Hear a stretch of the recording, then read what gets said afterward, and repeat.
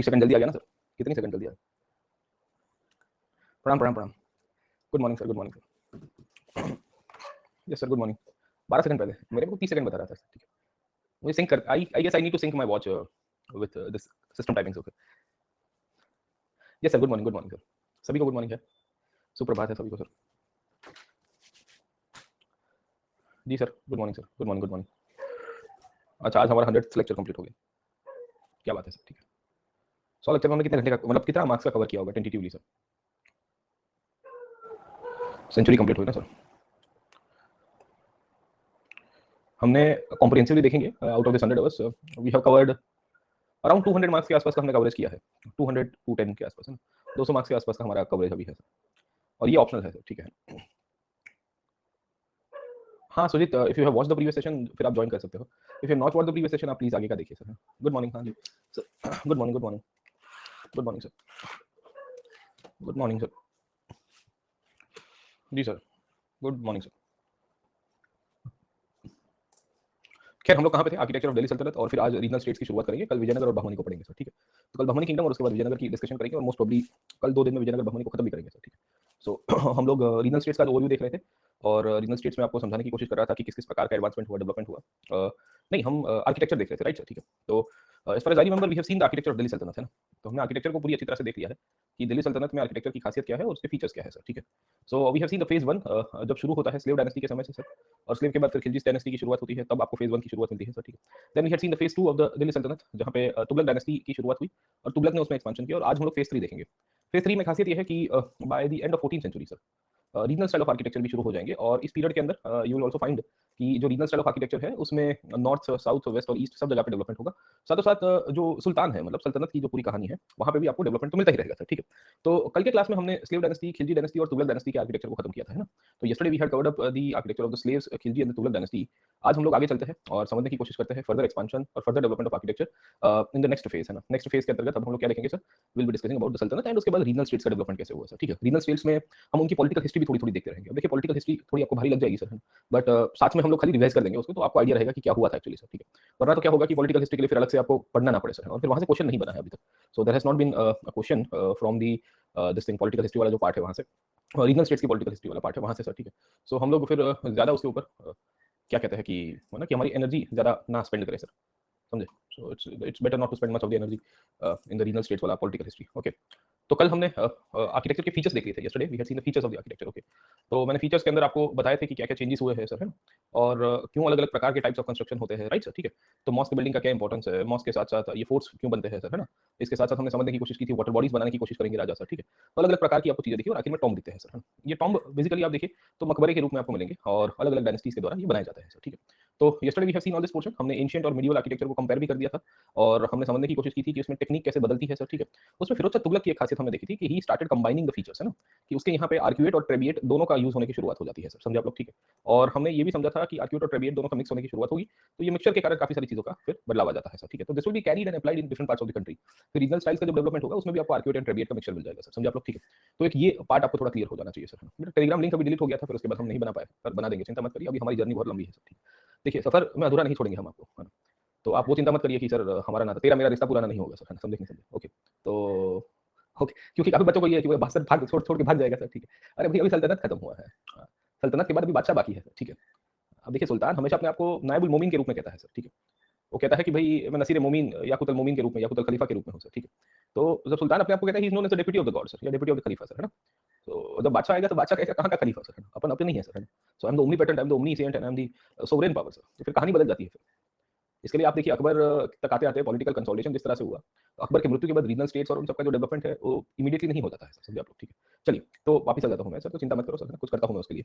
हम लोग कहाँ थे? हम लोग मिडिवल इंडिया में थे, एंशिएंट और मिडिवल की कंपैरिजन में सर, और यहाँ तक हमने कवर कर दिया था सर, ठीक है। तो इतना पिक्चर सबको क्लियर है, this much picture is clear to you sir, कोई नया नहीं है ना आज के क्लास में sir. New students in the class, यहाँ तो क्या है, हमारा न्यू स्टूडेंट्स बहुत रेगुलरली चलता है सर, है ना। और फिर उसी में प्रॉब्लम भी आ जाती है न्यू स्टूडेंट्स को लेकर, क्योंकि बच्चे नए नए आते हैं और फिर इन बिटवीन बेचारे ज्वाइन करते हैं, तो उनको भी समझ में नहीं आता, हमको भी समझ में नहीं आता सर, है ना। तो उनको और हमको समझने में फिर क्या कहते हैं लीनियरिटी मेंटेन नहीं हो पाती है, और बेचारे फिर डिसअपॉइंट हो जाते हैं कि यार मास्टर पढ़ाता नहीं है सर, या मास्टर ने फाउंडेशन नहीं करवाया सर, समझे। सो हम तो नहीं चाहते हैं वैसा हो सर, ठीक है।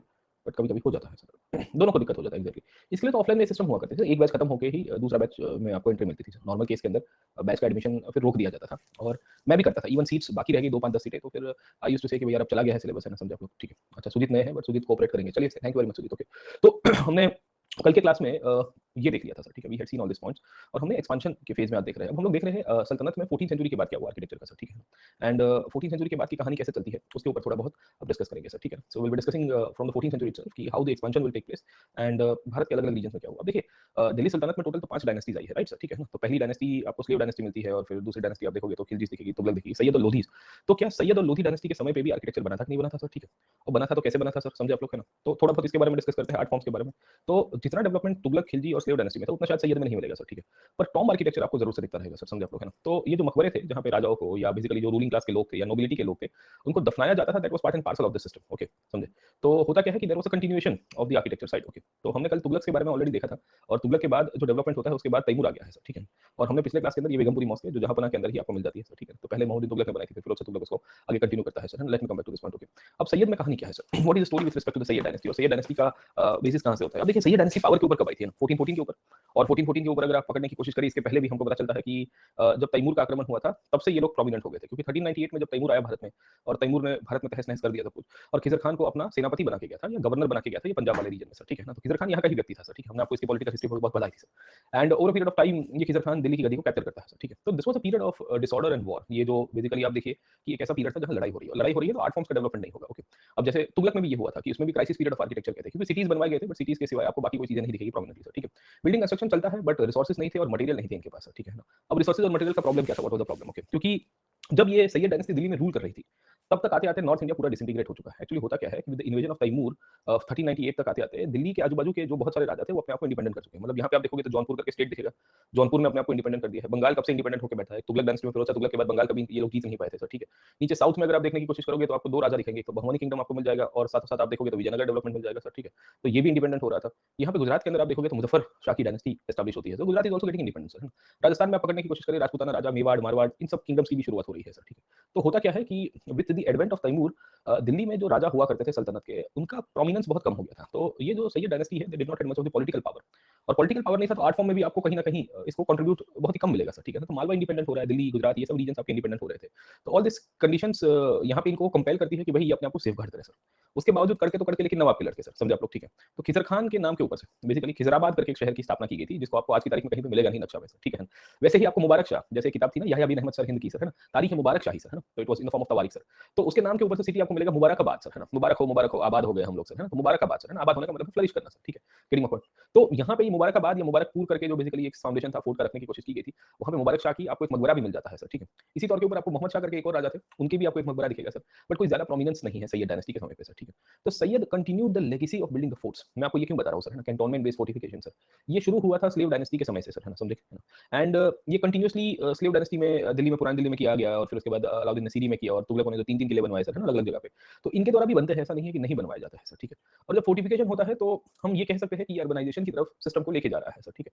तो हमने अर्बनाइजेशन में forts as a main, I would say artery in the urbanization process, वो हमने आपको पिछले क्लास के अंदर पढ़ाया था सर, ठीक है।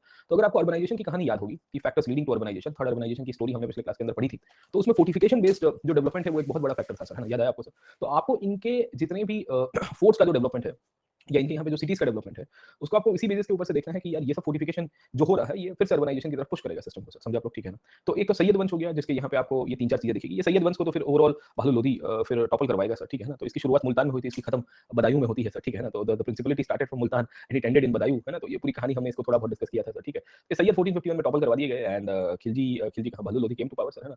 अब Lodis were also interested in art and culture, ऐसा नहीं था कि लोधीज नहीं थे, क्योंकि Lodis had a fairly brief time as well sir, ठीक है। मतलब 1451 से लेके 1526 तक थे, मतलब दे वर अराउंड फॉर 75 इयर्स, है ना। तो 75 साल में तो काफी सारी चीजें आप कर सकते हो, 75-70 साल थे आपके पास। एंड इनके द्वारा भी फिर आर्किटेक्चर को और टॉम्ब आर्किटेक्चर को बढ़ावा दिया जाता है, क्योंकि ये मूलतः से सेंट्रल एशियन ओरिजिन थे सर, बिकॉज ये सेंट्रल एशियन ओरिजिन के लोग थे, तो दे मेड श्योर कि ये टॉम्ब जो मकबरा है सर, है ना, उसको बनाने की कोशिश करें, और उसके ऊपर एक गुंबद बना देंगे सर। ये गुंबद के थ्रू अपने आप की जो पॉइंट है उसको जस्टिफाई करेंगे सर, समझे आप लोग, ठीक है।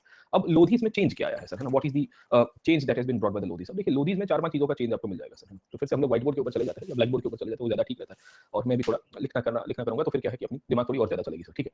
इसमें सबसे पहला चेंज आया वो है combination of features. What do you mean by combination of features. तो हमने पिछले क्लास में देखा था कि by the period of Firoz Shah Tughlaq sir, है ना, याद आया कि नहीं आया। there was combination of the arcuate style and the Trabeate style of architecture. याद आया सर, हमने अभी देखा ना सर, ठीक है.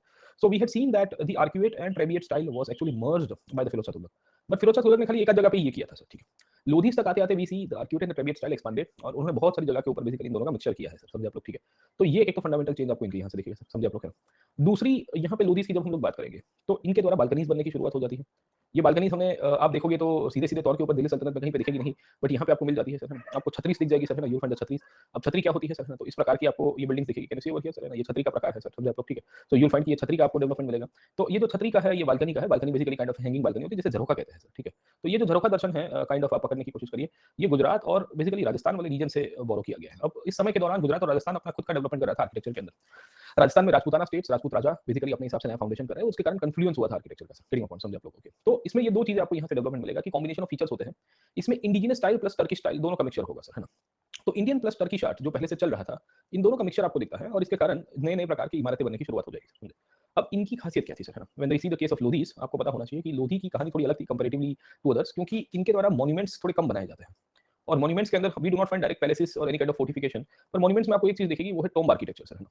और टॉम्ब आर्किटेक्चर के अंतर्गत इन्होंने राजा के भी टॉम्ब बनाए सर, इन्होंने नोबल्स के भी बनाए, और राजा के साथ साथ जो रॉयल फैमिली जो हुआ करती थी उनके लोगों के भी आपको टॉम्ब मिल जाएंगे सर, है ना. तो एक से अधिक लोगों के यहाँ पे मकबरे बनवाने की शुरुआत हो जाती है सर, क्लियर पॉइंट है ना.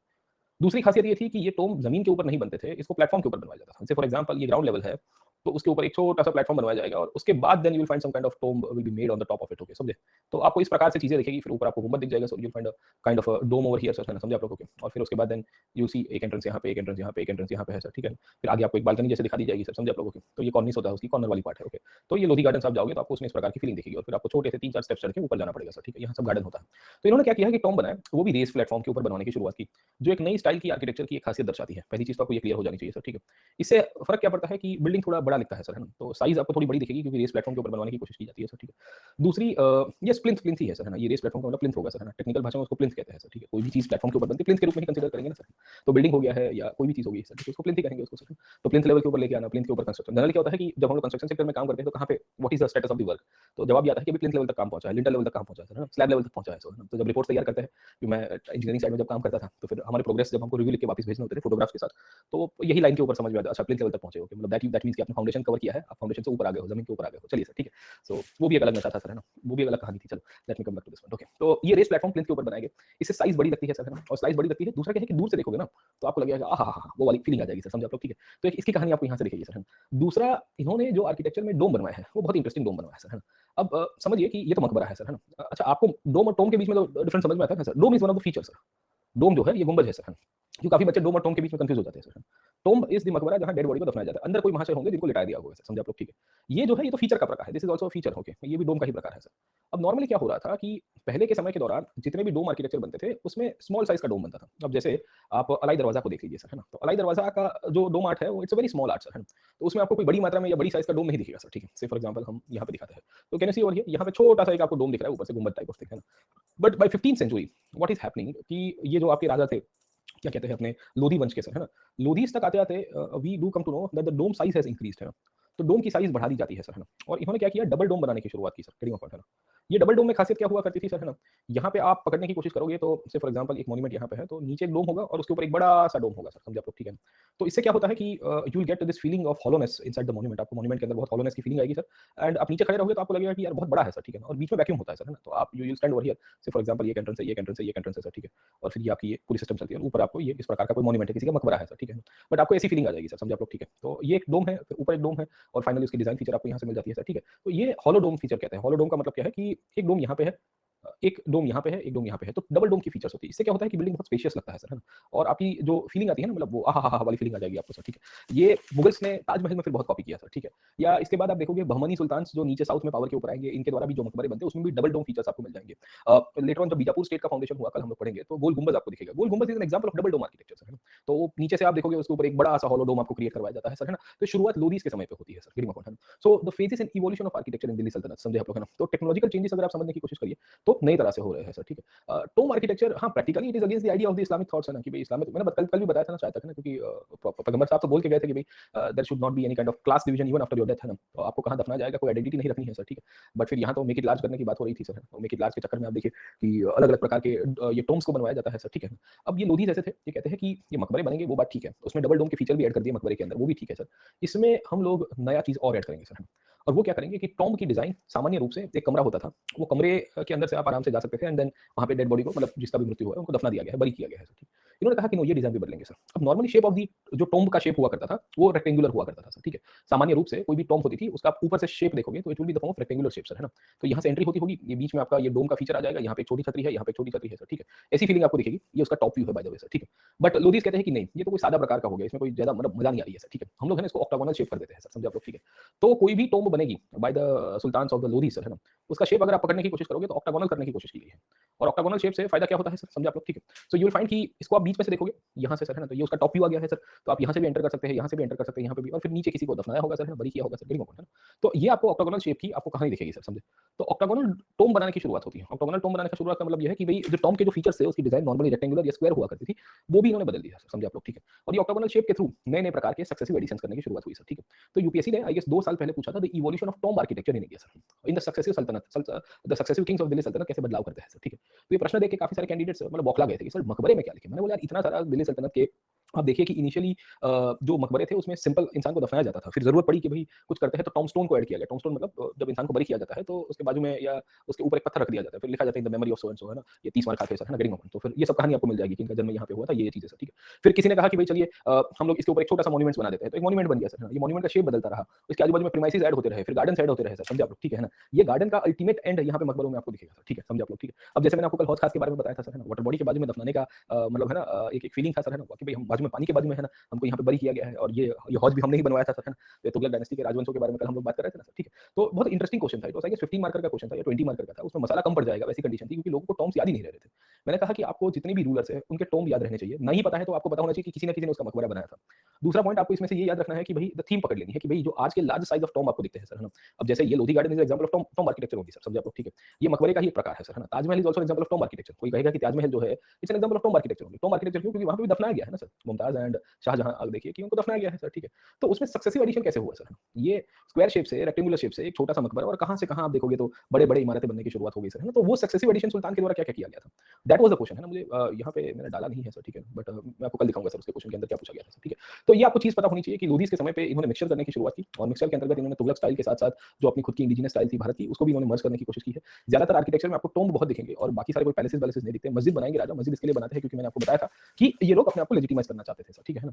तो आपको यहाँ लोधी गार्डन दिखेंगे सर, वेरी फेमस है ना। तो जहाँ पे इस प्रकार की डिजाइन मिल जाती है, सिकंदर लोधी की आपको मकबरे दिखेंगे, इब्राहिम लोधी के द्वारा बनवाए गए थे सर, ठीक है ना। तो यहाँ अंकल लोग सुबह सुबह मॉर्निंग वॉक करने चले जाते हैं और फिर मॉर्निंग वॉक करके बातें करते रहते हैं, बोले अच्छा आज सरकार गिरेगी कि नहीं गिरेगी सर, कल क्या लगता है सर, है ना, गिरेंगे अपन। तो ये सब कहानी आपको यहाँ दिखेगी। लोधी गार्डन में सर, है ना, नॉर्मल आप देखिए कि जो मिडिल क्लास वाले लोग हैं वो नहीं जाते वहाँ, बेसिकली नोबल्स जाता है सर आज की तारीख में भी सर, ठीक है। तो लोधी गार्डन्स में नॉर्मली ऐसा है, सुबह सुबह नोबिलिटी क्लास के लोग ज्यादा आपको मिलते हैं, मतलब आज के एरिस्टोक्रेसी ब्यूरोक्रेसी वर्ग के लोग ज्यादा दिखेंगे सर। तो उनका वो डिस्कशन भी वही लेवल का होता है सर, ठीक है ना। कॉमन मैन जाता है तो उसकी अलग कहानी, बोले कल टेस्ट मैच देखा है, बोला बढ़िया मजा आ गई, बोले है ना ड्रॉ निकाल दिया सर, पर वहाँ वो लोग बैठे होते हैं वो अलग ही बात कर रहे होते हैं। चलिए सर, ठीक है। So you will see that क्योंकि पूरा दिन तो फिर वो ऑफिस में चले जाते हैं अपनी काम दफ्तरों पे ये रहता है सर, ठीक है। तो ये मकबरा सिस्टम आपको समझ में आया कि टॉम्ब आर्किटेक्चर की खासियत क्या है। तो लोधीस के समय पे आपको बहुत सारे इनफैक्ट टॉम्ब दिखेंगे। ये तो टॉम्ब इन्होंने बनाए, मल्टीपल टॉम्ब बनाए, और ये टॉम्ब में खासियत क्या थी, राजा के टॉम्ब तो मकबरे तो बनते थे सर, इन्होंने नोबल्स के भी बनवाए हैं सर, ठीक है।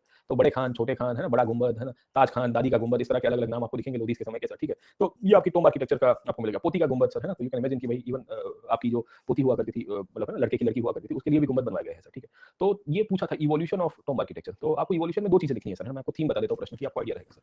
तो सक्सेसिव सुल्तान्स के द्वारा दिल्ली सल्तनत में टॉम्ब आर्किटेक्चर का इवोल्यूशन कैसे हुआ सर, ठीक है। अब जैसे मॉस्क एज एन आर्किटेक्चर के ऊपर अलग से प्रश्न आ सकते हैं, जैसे टेंपल के ऊपर आ गया है, टॉम्ब के ऊपर इन्होंने पूछ दिया है, ठीक है ना, समझे। तो टॉम्ब आर्किटेक्चर का इवोल्यूशन कैसे हुआ, आप लिखने की शुरुआत करोगे कि भाई सक्सेसिव सुल्तान के द्वारा क्या क्या चीजें आई है सर, ठीक है। तो इसमें आप इंट्रोडक्शन सबसे पहले दोगे सर, समझा। तो इंट्रोडक्शन में सबसे पहले लिखोगे कि भाई टॉम्ब है क्या सर, है ना, definition of tomb architecture sir, है ना, कि भाई ये क्या कहना चाहता है सर, और इसको आर्किटेक्चर के प्रकार आर्ट फॉर्म के रूप में क्यों कंसीडर किया गया है सर, क्रीम ऑफ, है ना, इसका सिग्निफिकेंस क्या है सर, समझे। तो इसने आपने इंट्रोडक्शन में डाल दिया कि tomb architecture is a part of the Islamic Indo Islamic architecture where important nobles और द किंग्स और the royal family members were buried down and monument was created upon them sir, बस that's it, okay, ये आपकी शुरुआत होगी। It signifies the importance and the power wielded by the person and he or she might have held some important position in the bureaucracy or the administrative side, hence to be remembered and commemorated these tombs were constructed on the burial place, okay. तो ये आपने उसका significance बता दिया sir, ठीक है ना। तो 4,000 लाइन में आपकी कहानी खत्म हो जाती है सर। उसके बाद आप यहाँ से शुरू कर देते हो बॉडी के पार्ट के अंदर कि भाई इंडिया में इवोल्यूशन कैसे हुआ सर, इंडिया के अंदर इवोल्यूशन कैसे होता है। अब इवोल्यूशन देखोगे तो हम बोलेंगे कि ये जो टॉम्ब आर्किटेक्चर की जो आर्ट फॉर्म है, ये मूलतः से सेंट्रल एशियन फीचर है सर, है ना, ये पर्शियन फीचर है, ये कोई अरेबिक फीचर नहीं है सर, ठीक है। क्योंकि अरेबियन पेनिनसुला में जब इस्लाम था तब ये नहीं हुआ करता था सर, ग्रीन पॉइंट, ओके। तो मैंने आपको पहले क्लास में बताया था कि इंडो इस्लामिक आर्किटेक्चर के अंदर इंडियन आर्ट है और पर्शियन आर्ट ज्यादा है rather than the original Arabian art sir, है ना, क्योंकि अरब वाले प्रदेशों में तो था ही नहीं सर, ये सब चीजें, तो they were they were not having the resources, क्योंकि उतना स्टोन्स और ये सब अवेलेबल भी नहीं था उस टाइम के अंदर सर, ठीक है। और वहाँ पे प्रॉफिट साहब का जो इस्लाम की जो आइडिया थी वो काफी अलग थी compare to the definition of Islam in Central Asia. Even आज की तारीख में भी अलग है ना सर, ठीक है, इसलिए तो वो पड़ता नहीं है सर, है ना। सो यू विल फाइंड कि दे हैव कॉन्फ्लिक्ट्स, है ना, कुछ ना कुछ चालू रहता है सर। बीच में ईरान और सऊदी बोथ आर फाइटिंग की I we are the true ambassadors of Islam, तो सऊदी कहते हैं कि no no we are the true ambassadors of Islam, ये अलग है सर, ये अलग है, क्योंकि अंडरस्टैंडिंग और आइडियोलॉजिकल डिफरेंसेस आपको मिल जाएंगे। खैर, तो अब देखिए कहानी क्या है सर।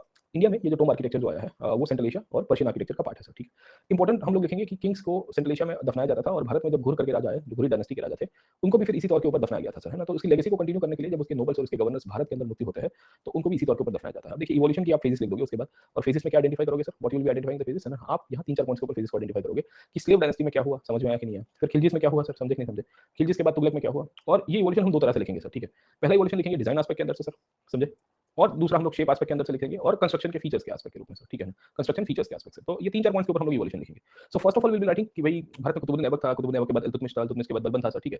तो इनके बारे में लिखना शुरू करेंगे कि भाई इनका जब मृत्यु हुआ तो इनके मृत्यु के बाद टॉम बनाने की शुरुआत होती है। ये टॉम में खासियत ये थी कि कोई विशेष प्रकार की आर्किटेक्चरल मॉन्यूमेंट्स की डिजाइन के ऊपर तवज्जो नहीं दिया गया था सर, ठीक है, और एक नॉर्मल सा मकबरे के रूप में ही रखा गया है सर, ठीक है। खासियत ये थी कि इसमें भी locally available materials from the destroying जो आपने ओल्ड मॉन्यूमेंट्स को डिस्ट्रॉय किया था उसी में से ही बनवाए गए थे सर, समझे आप लोग, ठीक है ना। तो इस तरह से क्या होता है कि आपका एक ये डिजाइन फीचर और इवोल्यूशन आपका क्लियर हो गया कि भाई नहीं, एग्जामिनर को समझ में आया कि ये जो महाशय है सर, है ना, ये महाशय ठीक ठाक लिख पा रहे हैं सर, समझे आप लोग, ठीक है। उसके बाद आप लिख सकते हो कि इस पीरियड के समय पे खिलजी और तुगलक आए सर, है ना। सो खिलजी और तुगलक के समय पे भी we do come to know about the tomb architecture getting continued. ये जो मकबरे थे, ये मकबरे के ऊपर अब इसके बाद डोम आर्किटेक्चर को ऐड किया गया, डोम को मतलब गुंबद को ऐड किया गया। तो हम लिखेंगे कि अलाउद्दीन खिलजी तक आते आते जब अलाउद्दीन खिलजी ने मकबरे या अलाउद्दीन खिलजी की मृत्यु के बाद जो मकबरे बनवाए गए उसमें डोम ऊपर गुंबद का भी एडिशन हो गया, जो पहले नहीं हो रहा था, और इसमें फ्रेश मटेरियल्स का भी यूज हो रहा है सर, है ना। तो सक्सेसिव सुल्तान के द्वारा अलग अलग प्रकार के जो बदलाव हुए उसको हमने यहाँ पे हाईलाइट कर दिया सर, ठीक है, समझे आप लोग, ठीक है। तो एक ये भी चीज आप इसके अंदर से आइडेंटिफाई कर सकते हो कि क्या क्या डेवलपमेंट इसके पीरियड के समय पे आपको मिल जाती है सर, ठीक है। फिर तुगलक आए, तुगलक के समय पे क्या हुआ कि इन्होंने प्लिंथ पे बनाने की शुरुआत की सर, है ना। तो कल हमने बताया था कि हाई प्लेटफॉर्म के ऊपर ये तुगलक बनाते हैं, और जो डोम है वो डोम की साइज को भी थोड़ा बड़ा करने की कोशिश करेंगे। अलाउद्दीन खिलजी ने जो गुंबद बनाया था वो साइंटिफिक बेसिस के ऊपर बनाने की कोशिश की थी, उसके डिजाइन एलिमेंट्स को सर, है ना। But bye the Tughlaq will find कि इन्होंने बहुत ही लार्ज प्लेटफॉर्म के ऊपर बनाया, क्योंकि they wanted to legitimize the authority of the king, है ना। तो गयासुद्दीन बिन तुगलक का आप लिख सकते हो कि was one of the earliest sultans जिसकी टोम को इन्होंने बहुत बड़ा कर दिया था सर, ठीक है। And that was built on a raised platform. कल मैंने आपको थोड़ा बहुत तुगलक में बताया भी था सर, ठीक है। इसमें हम लोग ये भी लिख सकते हैं कि इनके समय पे जो टोम आर्किटेक्चर बन रहा था उसमें आर्कियोट एंड ट्राइबिएट स्टाइल का मिक्सचर भी यूज होने की शुरुआत हो जाती है सर, ठीक है ना। तो वी कैन सी द आर्कियोट, क्योंकि वो फीचर्स तो सेम ही हो गए सब जगह पे सर, ठीक है ना। टॉप देने का ज्यादा चिंता नहीं करने की सर, ठीक है। Ultimately our objective is to pass the examination rather than going into the academic side, है ना, कि भाई ये आएंगे फीचर्स में, हाँ बनेंगे ही सर, क्यों नहीं बनेंगे, ओके ये बनेंगे, वो सब जगह पे यूज हो रहा है, यहाँ पे भी हो रहे हैं सर, ठीक है। क्योंकि काफी बार आप क्या होता है कि इंटेलेक्चुअल सेंस में चले जाते हो, अच्छा ये पूछा है तो इसको किस तरह से लिखो सर, है ना, यू गेट मार्क्स, ओके, और मिलता ही है सर, है ना। ऐसा बहुत रेयर केस में ऐसा होता है कि उटपटांग कर दिया और फिर शायद ना मार्क्स मिले हो सर, ठीक है। तो एक इसके अंदर से हम लोग हाईलाइट करने की कोशिश कर सकते हैं कि क्या क्या चीज़ हुआ। दूसरा, तुगलक में एक और बदलाव ये हुआ कि राजा के तो टोम बनते ही है सर, तुगलक में भी नोबल्स के टोम बनवाए गए थे सर, है ना। और हमने आपको पिछले क्लास के अंदर बताया था कि by the Tughlaq dynasty we will find Khan Jahan Telangani, तो खान जहां तेलंगानी सर, ठीक, Khan Jahan Telangani was the wazir of Firoz Shah Tughlaq, उसका भी मकबरा बनता है, और इसमें भी रेड सैंडस्टोन और व्हाइट मार्बल का यूज किया गया है। तो यू नीड टू अंडरस्टैंड कि बाय द तुगलक्स हम लिखेंगे कि the tomb architecture had evolution, and this evolution was seen in the form of the nobles also being made the kind of the tombs by the sultans, है ना, समझे आप लोग, ठीक है। और दूसरा क्या है कि मटेरियल्स भी also मैटर करते हैं, व्हाइट मार्बल का यूज और रेड सैंडस्टोन का यूज किया गया है सर, ठीक है। तो ये चीज भी आपको इसके अंदर से मिलेगी। दूसरा, ये फेजेस में हम लोग लिख सकते हैं कि इसमें अभी तक जो सूफी संत थे वो सूफियों के भी अब मकबरे बनने की शुरुआत हो जाएगी सर, ठीक है ना। So even the Sufi saints who used to stay at a khanqah, वहां पे ही उनके मकबरे बनते हैं सर, ठीक है। So we you can write the example of Auliya ji, है ना, निजामुद्दीन औलिया या कबीरुद्दीन औलिया सर, ठीक है ना। तो उनका आप मेंशन कर सकते हो कि भाई देखिए औलिया जो दिल्ली में रहते थे उनके लिए भी मकबरे बनने की शुरुआत होती है सर, है ना, जो खानक में वो रहते थे, और फिर वो दरगाह के रूप में कंसीडर किए गए सर, है ना। So it evolve into the form of the दरगाह, समझे नहीं समझे, ओके। अल्टीमेटली क्या है, दरगाह और मस्जिद के बीच में फर्क क्या है सर। मस्जिद प्लेस ऑफ वर्शिप, ओके, एक हॉल है सर सामान्य रूप से सर, गेटिंग पॉइंट, ओके, और ये हॉल के रूप में लोग जाते हैं नमाज अदा करते हैं सर, ठीक है। दरगाह में तो क्या है कि सूफी संत जो रहते थे वहाँ पे उनको दफनाया गया है सर, तो इट्स एन एग्जांपल ऑफ मकबरा सर, और ये मकबरा का एग्जांपल है, और जहाँ पे उनको दफनाया गया तो उसके आजू बाजू में फिर प्रीमाइसेस डेवलप होने शुरू हो गए, तो उसका शेप बदलेगा कि नहीं बदलेगा सर, ठीक है। डेफिनेटली उसका शेप और साइज दोनों बदल जाएगा, तो इवोल्यूशन होगा ना सर, ठीक है।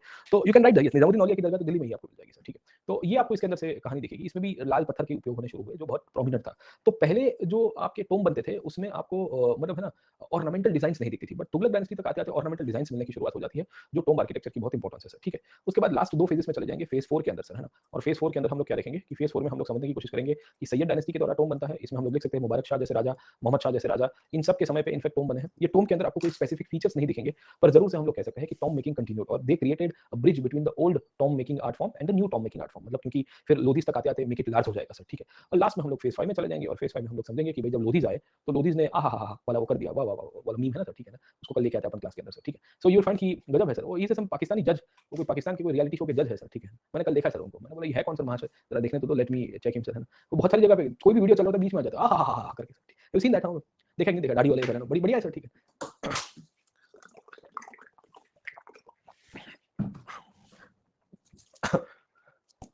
वाह वाह वाह, हाँ वही वही, वाह वाह वाह वाह वाह वाह वाह, वही वाह वाह सर, है ना? तो लोधीज़ में हम लोग को वाह वाह वाली फीलिंग आ जाएगी सर, वाह वाह वाह वाह वाह वाह वाह वाह वाह वाह सर, वाह वाह वाह वाह वाह वाह। अब देखिए टोम आर्किटेक्चर में क्या डेवलपमेंट हुआ, इनके समय तक आते आते। एक तो टोम का जो शेप है, डिज़ाइन है सर, वो ऑक्टागोनल बनना शुरू हो गया सर, हम लोग लिखेंगे। दूसरा गार्डन्स के आजू-बाजू में बनाने की शुरुआत होती है, तो पेरिफेरी बनने की शुरुआत हो जाएगी उसके आजू-बाजू में सर, ठीक है।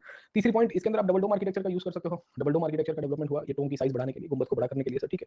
Last but not the least, हम लोग इसमें ये भी ऐड करेंगे कि ये जो टोम आर्किटेक्चर है, ये टोम आर्किटेक्चर में नोबल्स प्लस फैमिली मेंबर्स को भी अब दफनाने की एक प्रथा शुरू होती है और इनके लिए भी बड़े-बड़े मकबरे बनते हैं, जो सब ऑक्टागोनल शेप में ही थे सर, समझे आप लोग, ठीक है। तो ये 5 उसके लोधीज़ में सक्सेसिव एडिशंस हुए सर। सक्सेसिव एडिशंस का मतलब है शेप, साइज़, डिज़ाइन सब कुछ बदला गया है सर, समझे आप लोग, ठीक है। और लास्ट में आप कंक्लूजन में चले जाइए सर, है ना? कंक्लूजन में लिखोगे कि भई ये जो लेगेसी टोम आर्किटेक्चर की चालू हुई थी सल्तनत के समय पे, जो एक छोटा-सा मकबरे से ऑक्टागोनल शेप में गया, उसमें बड़े साइज़ की इमारतें बननी शुरू हुई, that was continued by the Mughals. और मुगल्स ने तो फिर बाकी सब पुराने सल्तनत के लोगों को शर्मा दिया सर, है ना? शर्माया क्यों? क्योंकि सल्तनत के लोगों को लगा कि हमने तो कुछ नहीं बनाया सर, ठीक है। फिर बनता है ताजमहल, फिर बनता है बीबी का मकबरा, फिर बनता है अकबर की टोम सिकंदरा के अंदर, या इत्माद-उद-दौला का मकबरा सर, है ना? जहांगीर का मकबरा लाहौर के अंदर है सर, ठीक है। फिर तो कुछ बाकी नहीं रखा मुगलों ने सर, समझे आप लोग, ठीक। पर ये प्रश्न सक्सेसिव सुल्तान्स करके था, तो सुल्तान्स का तो फिर सल्तनत सेंट्रिक प्रश्न ही आपका रहेगा सर। और फिर आप कंक्लूजन की तरफ चले गए सर, है ना? कि भई in spite of starting in a very modest way, it created and it give the path for the Mughals to make it large. Make it large तो नहीं लिखेंगे, बट मुगल्स को एक रास्ता दिखाया गया सर, है ना? और मुगल्स फिर उसको आगे लेगेसी के रूप में कंटिन्यू करेंगे सर, समझे। तो ये पूरी थीम हो जाती है evolution of tomb architecture sir.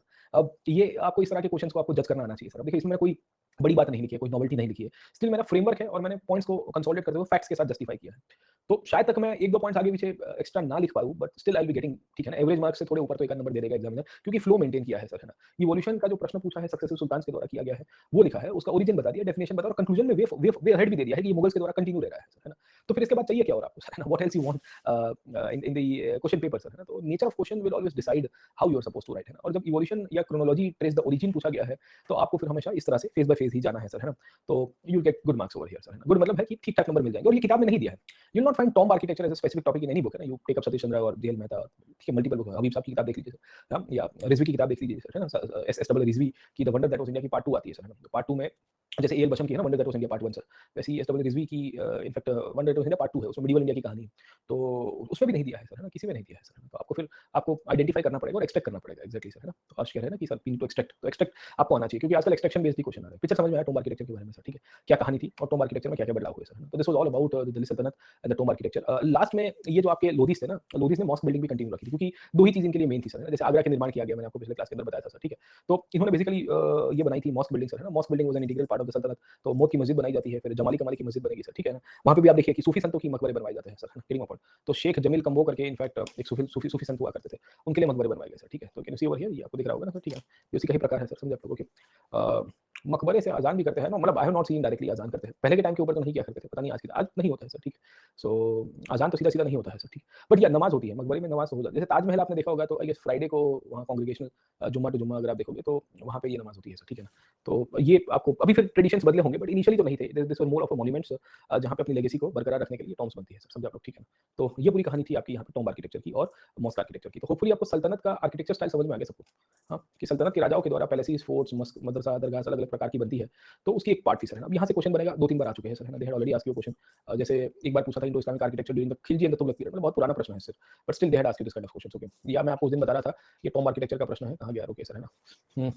हाँ, ये रहा सर, है ना। जस्ट अ सेकंड, भारी प्रश्न है, तब तो बड़े हेवी ड्राइवर वाला प्रश्न पूछ दिया था सर, ठीक है। तो ये आपको दिखाता हूँ, ये प्रश्न आया था 2018 में सर, है ना, प्रीलिम्स मेंस के अंदर, प्रीलिम्स कहाँ से। अभी हम लोग वो प्रीलिम्स वाला ही फंडा चलवा रहे हैं सर। ये वाला प्रश्न आया था, हाँ। Discuss the new architecture feature successive in the construction of tombs in India sir, है ना। कि सुल्तानों के द्वारा वास्तुकला विलक्षणों का वर्णन कीजिए सर, ठीक है। अगर इसमें अगर आपको ऐड करना है, तो you can go up till the Mughals as well, है ना। अगर मतलब आपको लग रहा है कि भाई 20 मार्कर है और 20 मार्कर में आगे क्या करेंगे सर, है ना। तो फिर आप खींच दीजिए सर, है ना, मुगल का मसाला नहीं मिल रहा है सर, ठीक। और उसके बाद तो फिर जो न्यू फीचर्स ऐड होते रहे, मुगलों में तो बहुत ऐड किए, फिर पीटाडूरा आ गया सर, है ना, चारबाग आर्किटेक्चर आ जाता है, मटेरियल बदल जाता है ना, व्हाइट मार्बल के टॉम्ब्स बनने शुरू हो जाते हैं। अब देखिए व्हाइट मार्बल के टॉम्ब्स पहले रेड सैंडस्टोन के थे, लाल माटी के पत्थर से बनते थे सर, है ना, समझे। पर यहाँ स्पेसिफिकली सल्तनत के पॉइंट ऑफ व्यू से ही पूछा गया, अनुक्रमिक सुल्तानों के द्वारा सर, है ना। तो आपको ऐसा सीधा-सीधा नहीं पूछा गया है कि देखो कभी-कभी शब्द आएगा कि मिडीवल इंडिया में पीजेंट्स के बारे में बताइए। अब आपको जब ये शब्द आता है मिडीवल इंडिया में पीजेंट्स के बारे में बताइए, तो ये मुगल स्पेसिफिक ज़्यादा है सर, क्योंकि वहाँ से मध्यकालीन सल्तनत में ये लिख देते हैं सुल्तान सल्तनत का पॉइंट ऑफ व्यू या early 13th and 14th century, तो आपको आइडिया लग जाता है कि अच्छा ये सल्तनत सेंट्रिक ज़्यादा डोमिनेट करवा रहा है इस प्रश्न को सर, ठीक है ना, समझे। तो this was a question of 20 markers and students were very much surprised to sir इसमें क्या लिखे। मैंने बोला क्या लिखो यार, आप आर्ट एंड कल्चर को ढंग से करके जाओ, आप हर एक के फीचर्स याद रखो, एक्सट्रैक्ट करना तो आना चाहिए ना सर। दिस विल देखो कल को क्या आपको ये मॉस्क बिल्डिंग के अंदर पूछ देगा कि what was the imperative of construction of mosque, how far it legitimize the rule of the king, समझे। Critically analyse. अब मैं आपको इतना सारा आपको मॉस्क बिल्डिंग का सिग्निफिकेंस बताया कि क्यों करवाई जा रही थी, उसके डिजाइन एलिमेंट तो दूर की बात है सर, है ना, उसका पॉलिटिकल सिग्निफिकेंस भी है सर। आपको लिखना पड़ेगा कि रजिया जैसी शासक मॉस्क के थ्रू लेजिटिमेसी के थ्रू आई, जमी मस्जिद में हाजिर होती है सर, आई थी कि नहीं आई थी। राजा क्यों बनवा रहा था, क्यों राजा उलेमास के थ्रू मॉस्क के अपना खुतबा पढ़वा रहा है सर, है ना। तो वो चीज़ आपको फिर आपको आनी चाहिए, फिर आपको एग्जांपल लिखने के कौन से राजाओं ने शुरू किया, कुतुबुल ऐबक ने। और कंटिन्यू रहा। आप देखिए मुगल तक, औरंगजेब तक सब लोग कंटिन्यू करवाते। कोई मुगल राजा ऐसा होगा कि जो मस्जिद ना बनवाए सर, मुगल या सल्तनत का राजा एंशिएंट इंडिया में आप देखिए कि टेंपल्स ना बनवाए। Temples were a source of political power as well, we had discussed ना। उससे लेजिटिमेसी मेंटेन होती थी ना शासक की। तो आप फिर उसको फिर बोलोगे कि सर ये तो किताब में था ही नहीं या हमने किया ही नहीं, तो फिर बहुत प्रॉब्लम हो जाएगा बेटा हिस्ट्री ऑप्शन में। फिर देन द सिचुएशन कम्स कि इन्फॉर्मेशन आ जाता है, इन्फॉर्म पुट करने में उसमें कंफ्यूज हो जाते हैं। देखिए वो सुजीत आपका जो इन्फॉर्मेशन वाला जो केस है ना सर, वो क्यों है पता है? देखो there something, there are few things in life which can not be actually taught, it has to be practised. One is cooking, second one is driving, third one is we can say answer writing as well. खाना आप किसी को सिखा नहीं सकते, उसमें आपको practice करनी पड़ती है। टीवी का वीडियो देख के या इंटरनेट पे समझे कि नहीं समझे, मतलब ऐसे स्पोर्ट्स की बहुत सारी एक्टिविटीज हो जाएगी, पर ये आपको 2-3 एग्जांपल दे। यूट्यूब पे वीडियो देख के कि बोले आज दाल मखनी बनाएंगे, तो वैसी की वैसी बनेगी नहीं सर, भले उसकी वीडियो में बन गई हो सर। समझ में आया कि नहीं आया? हाँ, तो सुजीत कह रहे हैं कि सर आंसर राइटिंग करते समय बहुत सारी इन्फॉर्मेशन दिमाग में आ जाती है, वो क्यों आ रही है उसके पीछे का कारण है कि आप स्ट्रीमलाइन नहीं कर पा रहे हो थॉट्स को। दूसरा ये है कि यहाँ 3 ही चीजें पूछी गई है, new architectural features added by successive सुल्तान साहब। देखिए यहाँ आपका आंसर क्वेश्चन में ही समाया हुआ है। कंस्ट्रक्शन ऑफ टॉम्ब सर, है ना? 3 चीजें पूछी गई है ना, 1, 2 और 3, तो फिर इसके बाहर जाओगे ही नहीं आप। You will not venture out of this topic. Don't try, मतलब देखा और लिखना शुरू मत करो टॉम्ब आर्किटेक्चर के बारे में। मैंने इसके लिए तो आपको ये क्वेश्चन ही डिस्कस किया, आपको ना पता हो तो sir. I just discuss the question only sir. क्योंकि अल्टीमेटली तो क्या इन्फॉर्मेशन तो आपको किताबों में भी शायद मिल जाएगी सर, है ना? चलो एक्सट्रैक्शन नहीं मिलेगा, पर वो तो मिलेगी ना। फिर आपको ये एक्सट्रैक्ट करके मैंने आपको दिया है, ये जो हम क्रोनोलॉजी करवा रहे थे, ये इसके लिए तो किया है 1, 2, 3, 4 इवोल्यूशन कि क्या-क्या राजाओं के द्वारा एडिशन होते हैं सर, है ना? समझे? तो ये जब तक आपके अंदर नहीं डेवलप होगा आर्किटेक्चरल फीचर्स के रूप में, छोटा डोम, बड़ा डोम, प्लिंथ के ऊपर बनाया, छोटा बनवा दिया सर, है ना? फिर बाजू-बाजू में जोड़ियों में आप देखोगे तो बरियल होने शुरू हो गए, है ना? फैमिली बरियल्स हो रहे हैं। तो ये डेवलपमेंट है, चेंजेस है आर्किटेक्चरल फीचर्स के रूप में, डिजाइन एलिमेंट्स के रूप में, समझे? ऐसे प्लेस ऑफ गैदरिंग के रूप में बनवाया गया, गार्डन्स के रूप में सर, ठीक है? तो वो सब आर्किटेक्चरल चेंजेस आपको फिर आइडेंटिफाई करना पड़ेगा। मैं आता हूँ सर, है ना? उसके उसके डिज़ाइन एलिमेंट्स के ऊपर आता हूँ कि क्या कहानी है। अभी रीजनल स्टेट्स के ऊपर आने दो, I will come back to the design elements, है ना? ये डिज़ाइन एलिमेंट्स अभी आगे कंटिन्यू कैसे किए जाते हैं, लोधी जो करेंगे और फिर ये सैयद जो करेंगे, उसके कंटेम्पररी और भी शासक होंगे जो डोम बनाएंगे सर, ठीक है? तो सल्तनत वाली कहानी सबको समझ में आ गई। The Sultanate architecture is clear to you sir. So shall we move forward, हम ये टॉपिक से अब पीछा छूटते हैं सर, है ना? और आगे चलते हैं सर। देखिए कंसेंसस बनवा के चलेंगे, ऐसा नहीं कि कंसेंसस नहीं बनवाएंगे सर। तो मैं ऐसा नहीं है कि वन वे ट्रैफिक के रूप में चलवा रहा हूँ सर। बट इतना ध्यान रख रहे हैं कि अगर कल उठ के इसी के अंदर से मॉस्क आर्किटेक्चर, क्योंकि अभी तक आया नहीं है मॉस्क एज मॉस्क आर्किटेक्चर का इंपॉर्टेंस और मॉस्क का सिग्निफिकेंस, क्योंकि टेंपल्स के ऊपर 2-3 बार क्वेश्चन आ चुके हैं। तो मिडिवल इंडिया से प्रश्न आएगा तो ऑब्वियस है कि सल्तनत में आ गया है सर, हाँ। इसमें सक्सेसिव सुल्तान्स में आप लिख सकते हो बाकी सारे सुल्तान के बारे में, रीजनल स्टेट्स, क्योंकि 20 मार्कर है। 20 मार्कर में ये तो क्या है कि मेरे पास information as a teacher sir, क्योंकि मैं ये विषय को 7-8 साल हो गए पढ़ाते पढ़ाते। कभी कभी ये होगा कि इनफैक्ट है ना सक्सेसिव सुल्तान्स की कहानी में आपकी गाड़ी अटक जाएगी, तो आप सल्तनत के जो रीजनल आइडेंटिटीज है स्टेट्स है उसमें आप थोड़ा लेगेसी के रूप में कंटिन्यू करवा सकते हो कि भाई सल्तनत का डिक्लाइन भी हुआ, उसके बावजूद भी जो दूसरे छोटे सुल्तान थे जैसे जौनपुर हो गया है या गुजरात हो गया है सर, है ना? मालवा हो गया है, वहाँ पे भी इस प्रकार का टोम्ब आर्किटेक्चर कंटिन्यू रहता है और फिर उसकी थोड़ी बहुत स्टाइल को आप मेंशन कर सकते हैं, but your main focus should be on the Delhi सल्तनत सर, ठीक है? समझे? तो hopefully you got the question clear sir, क्या है? अब आगे चलते हैं, होता क्या है सर? दिल्ली में हुआ ऐसा कि जब लोधीस अपना आर्किटेक्चर और ये सब बनवा रहे थे दिल्ली आगरा वाले पीरियड में सर, है ना? इस रीजन के अंदर, और हमने आपको बताया भी था कि आगरा में कैपिटल क्यों शिफ्ट किया गया था, what was the reason behind the shifting of capital to Agra. तो वो सब कहानी तो हमने ऑलरेडी पढ़ी हुई है सर, ठीक है? होता क्या है, उनके कंटेम्पररी रीजन्स में अलग-अलग रीजन्स इंडिपेंडेंट प्रोक्लेम करना शुरू कर देते हैं सर, ठीक है? तो जैसे यहाँ पे एक शर्की डायनेस्टी उभर के आई जौनपुर के अंदर, एक्चुअली जौनपुर इन्हीं का ही सामंत या इन्हीं के ही गवर्नर्स के रूप में अपॉइंट किए गए थे, but they proclaimed independence after the invasion of Timur, है ना? तो तैमूर तक आते-आते ये वो कहते हैं कि भई अपन इंडिपेंडेंट हो गए सर। बंगाल तो अलग ही कहानी है सर, है ना? बंगाल तो किसी ने कंट्रोल नहीं कर पाया, आखिर में फिरोज शाह तुगलक ने 2 बार अटेम्प्ट किए थे और दोनों बार उसको मार पड़ जाती है सर, है ना? तो वी हैड डिस्कस कि बंगाल वो कभी जीत नहीं पाता है, तो बंगाल सेपरेट आइडेंटिटी बना के चल रहा है, फिर लेटर ऑन मुगल्स उसको जीतेंगे सर, ठीक है? उसी दौर के ऊपर यहाँ मालवा में आप देखोगे एक और छोटी खिलजी डायनेस्टी आएगी। अब देखो ये अलाउद्दीन खिलजी वाली डायनेस्टी नहीं है सर, ठीक है? But there is a new different Khilji dynasty that came to power and ये अपने आप को एस्टैब्लिश करते हैं सर, ठीक है? गुजरात में आपको मुजफ्फर शाह जैसे राजा दिखेंगे, ये कौन है इसके ऊपर आता हूँ सर। यहाँ मेवाड़ में, राजस्थान में आपको दिख जाएंगे और साउथ में you will find 2 big kingdoms, one is the Bahmani and the Vijayanagar sir. अब बहमनी और विजयनगर को हम लोग थोड़ा डिटेल में पढ़ेंगे। डिटेल में इसके लिए पढ़ेंगे क्योंकि ये 2 राज्य ऐसे थे जिनकी पॉलिटिकल हिस्ट्री से प्रश्न, कल्चरल हिस्ट्री से, फॉरेन ट्रैवलर से प्रश्न बहुत बार आ चुके हैं। तो बहमनी विजयनगर को हम लोग कल के क्लास से कंटिन्यू करेंगे। अभी हम लोग देख रहे हैं the provincial states that emerged in the 14th and the 15th century, transition of 14th and 15th century, और इनका आर्ट एंड कल्चर में क्या योगदान था सर, समझे आप लोग, ठीक है ना? So we will be discussing little bit about the Sharqi dynasty कि ये कहाँ से आई है, या गुजरात में मुजफ्फर शाह की बात कर देंगे सर, मुजफ्फरी डायनेस्टी, अहमद शाह करके राजा कहाँ से निकल के आए सर, किडिंग है ना? तो हम सब इसके बारे में डिस्कस जरूर से करेंगे सर, है ना? But will be restricting ourselves to few art and culture points only sir, ठीक है ना? तो चलते हैं आगे, let us proceed further and let us try to see this case of regional dynasties and the provincial architecture sir, है ना? अब देखिए प्रोविंशियल आर्किटेक्चर के साथ साथ हम लोग ये भी कर देंगे सर, है ना? क्या कहते हैं अपना,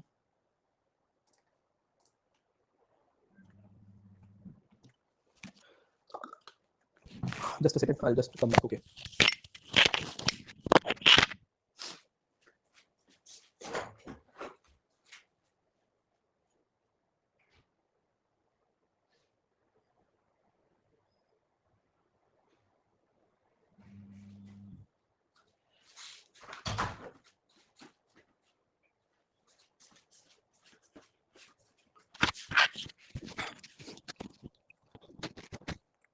जी सर, हाँ, आ गया क्या? ये अभी नया वायरस फिर से आ गया नहीं, अभी क्या आ गया, ओमिक्रॉन। पीछा नहीं छोड़ रहा है सर ये, मतलब गजब कर दिया इसने सर, है ना? अलग ही कहानी है सर, मतलब साउथ अफ्रीका से।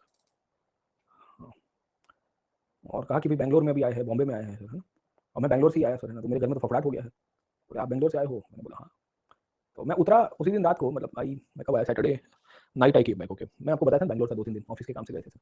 तो फिर उस टाइम मैं रात को मैं आके घर पे आके न्यूज़ देख रहा हूँ 12:30 के आसपास, और देख रहा हूँ कि बैंगलोर में अफ्रीका से पेशेंट आए, और फिर आज बैंगलोर एयरपोर्ट के ऊपर उनका स्क्रीनिंग हुआ। मतलब सही खेल गए बाबू सर, है ना? अपने ही दबाए तभी ये हो रहा है सर, ठीक है।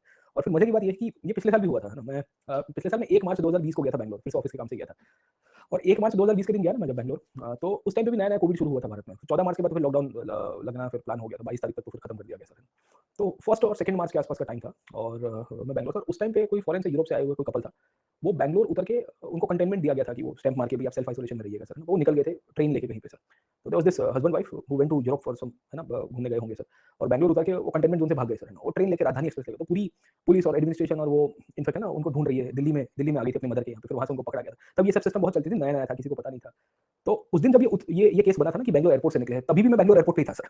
तो मैं घर पे आया, दूसरे दिन मैं न्यूज़ में देख रहा हूँ कि कल बैंगलोर में ऐसा हुआ। मैंने बोला ठीक है यार, मेरे साथ तो डेजा वू हो रहा है सर, है ना? ये पिछले साल गया तब नया-नया फर्स्ट वेव की कहानी थी, मार्च की 2020 की। तब ये लोचा हो गया था, उस टाइम पे ये कोई यूरोपियन आया था, और इस बार मैं आया हूँ तब फिर से सर, ठीक है। और मैं तब मैं वापस ही आ रहा हूँ तो एयरपोर्ट से अहमदाबाद से, समझे? तो मैं दूसरी बार हुआ, मैंने बोला ये दूसरी बार हुआ सर, है ना? क्योंकि फिर फफड़ाट हो रहा है सर, है ना? मैंने बोला देखा जाएगा सर, है ना? माने तो वायरस वायरस को सर, है ना? चलिए let me come back to this point, okay. तो अलग ही कहानी है वायरस की तो सर। बट या प्लीज़ ध्यान रखिए, इसमें फटीग बहुत हो रहा है, मतलब this is what I have seen in the news. मैं न्यूज़पेपर पढ़ रहा था सुबह कि इसमें बेसिकली फटीग मतलब थकावट ज़्यादा हो जाती है, थकान ज़्यादा लग जाती है सर, है ना? तो फटीग ज़्यादा हो रहा है। बाकी तो इसकी प्रेडिक्टेबिलिटी पता नहीं अभी कैसे होगा सर, है ना? But this cycle will keep on, ये कंटिन्यूएशन चलता रहेगा सर, है ना? ये म्यूटेशन, क्योंकि जब तक आप वैक्सीनाइज़ नहीं करोगे ना लार्ज पॉपुलेशन को, तो फिर वायरस वायरस इंक्यूबेट होगा, और इंक्यूबेट होगा तो म्यूटेशन होता है। वैक्सीन से यही होता है कि भाई इंक्यूबेशन उसका रुक जाता है, थोड़ा रुकता है, उतना भी नहीं, बट या लिटिल बिट रुक जाता है सर। तो फिर अल्टीमेटली वो एक्जिस्ट तो करता रहेगा, इंक्यूबेट नहीं होगा तो फिर बॉडी में उसको जगह नहीं मिलेगी तो फिर अंदर म्यूटिलेशन नहीं होगा सर, है ना? तो अब तो तीसरा डोज भी बोल रहे हैं, तो now they are thinking of giving. अब अमेरिका और यूरोप ने तो शुरू कर दिया, बट हमारे यहाँ प्रॉब्लम ये है कि हमारे यहाँ पे अभी अनवैक्सीनेटेड पॉपुलेशन बहुत बड़ी है सर, है ना? देखिए अफ्रीका को ये कोविड के समय पे बहुत लोगों ने निग्लेक्ट किया, क्योंकि अफ्रीका के पास ये वैक्सीन थे ही नहीं, पूरा अफ्रीका का continent. And now you can सी कि वहाँ म्यूटेशन हो गया सर, और वो अब झेलना पड़ा सर। जब तक आप इक्विटी नहीं लाते हो, ये संसार की नियति है, क्योंकि ये ग्लोबलाइजेशन के थ्रू ही हो रहा है ना सर, ठीक है? कि ग्लोबलाइजेशन के एक पार्ट ऐसा है जहाँ लोगों को 3-3 डोज़ मिल गए सर, और दुनिया के एक पार्ट ऐसा है जहाँ पे आधा। And as a world we need to fight together sir. This is not a pandemic which is common to some society और some area X Y Z, है ना? गली मोहल्ले तक सीमित नहीं है कि भई फलाना एरिया उनका मैटर है, देख लो सर।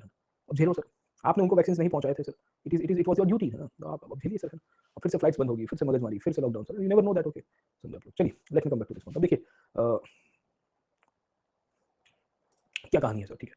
अब 15 सेंचुरी में या 14 सेंचुरी में तैमूर के आगमन के बाद सर, है ना? जब तैमूर आया ना सर, उसके बाद भारत में प्रोविंशियल किंगडम्स बनने की शुरुआत हो जाती है सर, ठीक है।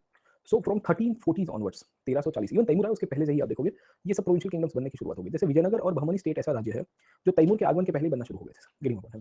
So this states came into existence even before the invasion of Timur, या एक 1336 में हुआ, 1347 में हुआ।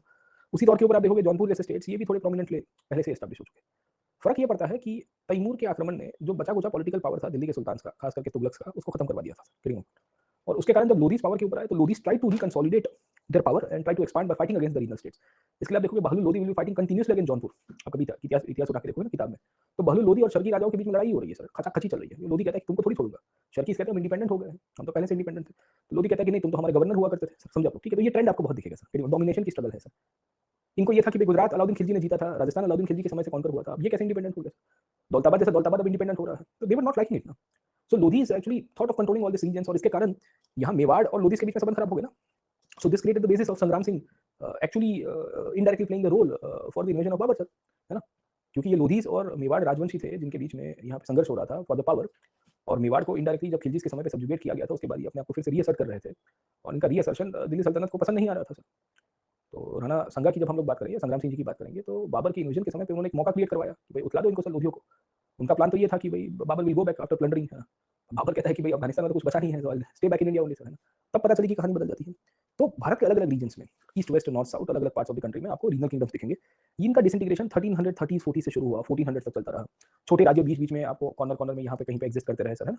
छोटे-छोटे लैंडलॉर्ड्स हुआ करते थे, बिग स्टेट्स यहाँ पे फाइटिंग कर रहे थे। तो फिर से आप देखोगे तो आपको मिलेगी सेगमेंटरी पॉलिटी या डिसइंटीग्रेटेड बेस्ड पॉलिटी सर, है ना? तो हमने पढ़ा हुआ है ये थीम को, जब बड़ा साम्राज्य टूटता है, तो उसमें से छोटे राज्य बनने की शुरुआत हो जाती है। दिल्ली सल्तनत was never N example of imperialistic complete centralised authority based command, क्योंकि इक्तिदारी सिस्टम पहले से एग्जिस्ट करती थी और छोटे सामंत पहले से एग्जिस्ट करते थे जिनको कभी भी दिल्ली का कोई सुल्तान उखाड़ नहीं पाया उनका। फर्क ये था कि उनकी सुजरिटी थोड़ी बहुत एस्टैब्लिश हुई थी सर, है ना, बट ये खत्म हो जाता है bye the time of the Tughlaqs. और इसी के कारण क्या हुआ कि छोटे मोटे राजा बनने की शुरुआत हो गई। ये नए राजवंश जो उभर के आए 14वीं सेंचुरी में, इनके यहाँ पे खासियत ये रही है कि दिल्ली में तो बहुत इंस्टेबिलिटी थी सर। तो दिल्ली में इंस्टेबिलिटी होने के कारण ये जो नए राजा थे, ये सब के सब बेसिकली आप देखोगे अपने आप को लेजिटिमाइज करवाएंगे और ये भी अपने आप को सुल्तान कहेंगे सर। गुजरात का सुल्तान, बंगाल का सुल्तान, जौनपुर का सुल्तान, मालवा का सुल्तान, है ना, so they will be inheriting the administration of Delhi सल्तनत। ये ज्यादातर राज्य ऐसे थे जिनमें शासक के रूप में भी आप देखोगे तो मुस्लिम राजा ही दिखेंगे, छोटे राजा होने के बावजूद भी सर। बहमनी सल्तनत, नाम तो देखिए सर, बहमनी सल्तनत, अरे भाई कैसे आ गया सर, तो कॉपी किया है सर, है ना, दिल्ली के सुल्तानत से इन्होंने इनफैक्ट लेजिटिमाइज करने की कोशिश की। मूलतः से इनमें से कुछ कुछ राजा, जैसे बंगाल हो गया है, जैसे जौनपुर हो गया है, ये दो राज्य ऐसे थे जिनके यहाँ पे आपको देखने को मिलेगा इक्तिदार अपने आप को इंडिपेंडेंट कर। गुजरात हो गया, गुजरात का सल्तनत, Muzaffari dynasty was actually originally in the part of the ईका system and when the Tughlaqs lost the control and by the time of the Taimur, ये कह देते हैं कि हम इंडिपेंडेंट हो जाएंगे सर। फायदा ये था कि ये लोग अब इंडिपेंडेंटली रूल कर पाएंगे क्योंकि ये सब रीजन्स के ऊपर इनका कमांड था, यहाँ पे ऑलरेडी इंडियन मुस्लिम्स एडमिनिस्ट्रेशन के अंडर थे।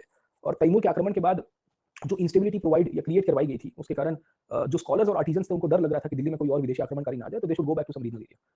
तो there was a reverse migration sir, है ना।